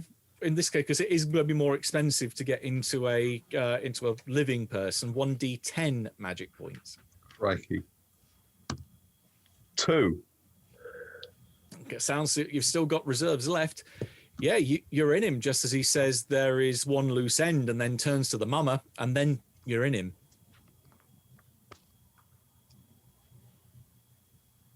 But surely there's something we must be able to do. Well, she looks at you, thinking it's Senegal in this case, but then seeing that, hang on a minute, where's the other one gone? And Sterling's not here, but yeah, this thing happens so quickly that she is not aware that you have jumped inside of him. She says, "I knew that the only way for you to get past the lurker would be for you to be recognized as a host. It wouldn't attack a host. It wouldn't kill. It wouldn't kill you. It would give you a degree of immunity that you would be able to get up close to the previous host and eliminate him. But that still means that you are a host. The potion that I gave you will only last for a matter of hours. Once that's done, you will succumb to the crawling chaos and you will transform. I'm sorry, there is nothing I can do." And she just collapses to her knees and is genuinely distraught that she knows from the start that she had sent you on a suicide mission. Suicide is one thing. You damned me to something else, and you lied. And I will call them down to consume you. I'm trying to get into him. I'm just gonna actually shout to Mama Josephine, who I know can hear me. Tell the men to shoot. I don't think that she needs to tell anyone. because the minute that Dirk goes on his megalomaniacal cry, there's a whole row of guns which get leveled up towards you. You each have one action before that there's going to be a hail of gunfire. I'm trying to possess him again, but I got a 92, so I fail. So I should know the first one. I'll try to possess him. I'll go for it.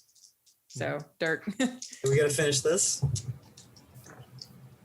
I'm going to move myself out. I'll spin the luck to make it an firing line. extreme. Okay, so Guy ducks So out. you want to be shot in my body? Yeah, we're gonna do it. This is it. This is the end, Dirk. You got to know. I rolled an 85, so you're certainly possessed me. Have fun being riddled Dirk's with gonna bullets. take care of business. Dirk's gonna just. Well, I guess if Amy made sure that Dirk, we got Dirk to finish this, so I guess I'll try to do a guide and I'll jump into one of the soldiers. I'll try to jump into one of the soldiers. Why not? Okay. But alas, 61 and 41 luck is not enough to get an extreme.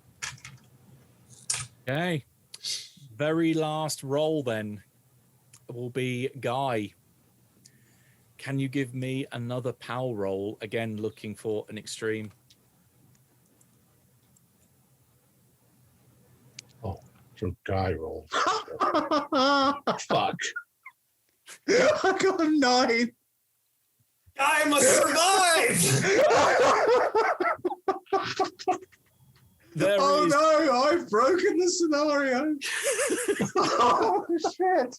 There is an I'm so almighty hail of gunfire, but not before in that last split second that all of you hear this not maniacal, but overwhelmingly almost like exalted laughter of a baron somewhere behind Dirk, as there is just this hail of gunfire that cuts him down. Sean, Amy, Donna, and Dirk join James Sterling in oblivion as he is cut down. But that last little shred of the madness made manifest that was once thinking he was called Guy Randall survives inside Sebastian Senegal. As the burning stars overhead just disappear into the rays of the morning sun and our curtain falls. That's the end. Fantastic. Oh. There you go. Unbelievable. Great. Take One survivor. I know, and a ghost survived. I'm keeping these dice. Yeah, you should. You really should. These are the dice I use from now on. Those are the dice blessed by Nyarlathotep. Yeah. I can't believe how many times this one has rolled zeros tonight. This is just insane. See, I brought the wrong book. See, I brought the book of the Necronomicon, and Nyarlathotep was like, wrong book, buddy, get out of here. Sweet. This must be just. This dice must be like completely on the piss or something. It must be. So It's a dodgy dice. It must be, but my God. Are there any questions that are there any things that we didn't uncover? Were the cards just meaningless to trick us along? Oh, no. They do have a purpose. They're actually also magical artifacts that you could potentially use them if you were to be maybe stupid enough. That what's the spread that's mirrored in the Tower Reader, Marie Jerome, that you went to see? It's copying that same spread. It's essentially Nyarlathotep rubbing your nose in it and taunting you from the start, that trying to get you to realize, yeah, you're dead, bad shit befell you, and he's just taunting you. But the cards that are presented in the scenario are part of a wider deck of Nyarlathotep, that each card can be used as a magical tool that will aid you in trying to contact or summon that particular avatar. That's on the card. So yeah, it is actually quite a potent little artifact. There's various things that might happen if you get the whole deck together. So there could actually be a nice little campaign built around trying to gather those cards. But certain avatars of the Nyarlathotep have been spreading false rumors about what those effects are. It's mainly the background and color. It's not something that really comes out in the scenario unless you maybe push Mama Josephine into saying what these things are and what they could be used for. But you'd have to get her to examine them and then work out what they are. I mean, she does have a pretty damn good mythos score, so the dice would be probably in her favor, or the odds in her favor anyway, to work out what they do. But yeah, they are tools for summoning different avatars of the Nyarlathotep, and he's used them to taunt you from the start that you are not all there. Do they actually exist? Is there a deck? Well, it's only mentioned as far as I'm aware in this scenario, but it'd be a nice little hook to potentially grab into something as another story. So were we design the whole deck? Were we actually ghosts, or were we just manifestations of Kessler's insanity? It's one thing. I'm not too sure whether it was something that maybe got changed in a different edit in the scenario as it went along. Before it was handed in. Certain aspects of how the scenario is written imply that you are ghosts, whereas other aspects saying that you are his insanity. And the two don't really mesh. So there are a few bits for the purists out there that know the scenario. There are a few bits that I changed to try and make it more cohesive. And the idea of Nyarlathotep, as previously stated in the last episode, having 6 playthings to work with instead of 1, it seemed the logical conclusion to merge both of those together, that Kessler in his insanity has developed these multiple personalities in his head to try and cope with what's happened to him and try to gather enough support and reassurance and basically expertise to go up and finish what he couldn't do on his own. And that the crawling chaos has made that manifest and taken those little slices of madness and made them their individual unique entities. It explains how the nurse in the hospital was able to see you, how the kids were able to see you and try and nail down the ghost in the footprint. That those aspects don't make sense if it's purely just his insanity and it's all going on in his head. So having something that had a physical, or at least a metaphysical explanation as to why it's going on seemed like a sensible thing to do. It seems to me that I've made an enormous mistake. In what way? Because if we were the playthings of the crawling chaos, and I've now jumped into the body of a man whose task basically is to ignite a civil war, I'm essentially doing exactly what the crawling chaos wanted. Again, why am I saying, why is this a bad thing? No, yeah, indeed, this will eventually lead under Senegal's hand, maybe being guided by a higher authority, that the US occupation eventually does leave. That there is such a rebellion or such a negative backlash from the local population, and their nationalism continues to grow, that I think it's about 3 or 4 years after the scenario takes place that the US withdrawal, they'll claim it's because of economic reasons, that it's not in their interests anymore to keep a presence in Haiti, but they leave and Haiti becomes self-governing. It becomes self-governing. It becomes self-governing, but it leads to the Duvalier regime. Oh yeah, that they have almost constant regime change for over the next, until pretty much modern day, really. Yeah, I mean, Papa Doc is not a good outcome. Oh. All right, let me go ahead and finish it up. Our players included Jason Melnichuk, Holly Buteau, David Gasaway, Mick Swan, John Dos Passos, and myself, with Matthew Sanderson as the keeper of the secrets. We have a Discord server where you can chat with our other members, you can set up private games, and you can learn the finer arts of gameplay and game mastering. There's a link below. We provide audio-only versions of our show. It's free for you to download from Podbean or iTunes. The costs involved with the show are provided almost entirely by our patrons. Without them, we wouldn't be able to do what we do.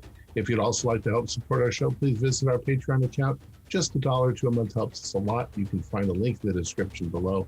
Like, share, and subscribe to our channel, and punch the bell icon for updates on our latest shows. And leave us some comments. We enjoy reading them and answering any questions you might have. This is Tom Rayleigh, together with all the members of our gaming club, inviting you to journey with us once again into the darkness for another adventure into the universe of H.P. Lovecraft of the Call of Cthulhu role-playing game. Until next time, good luck, good gaming.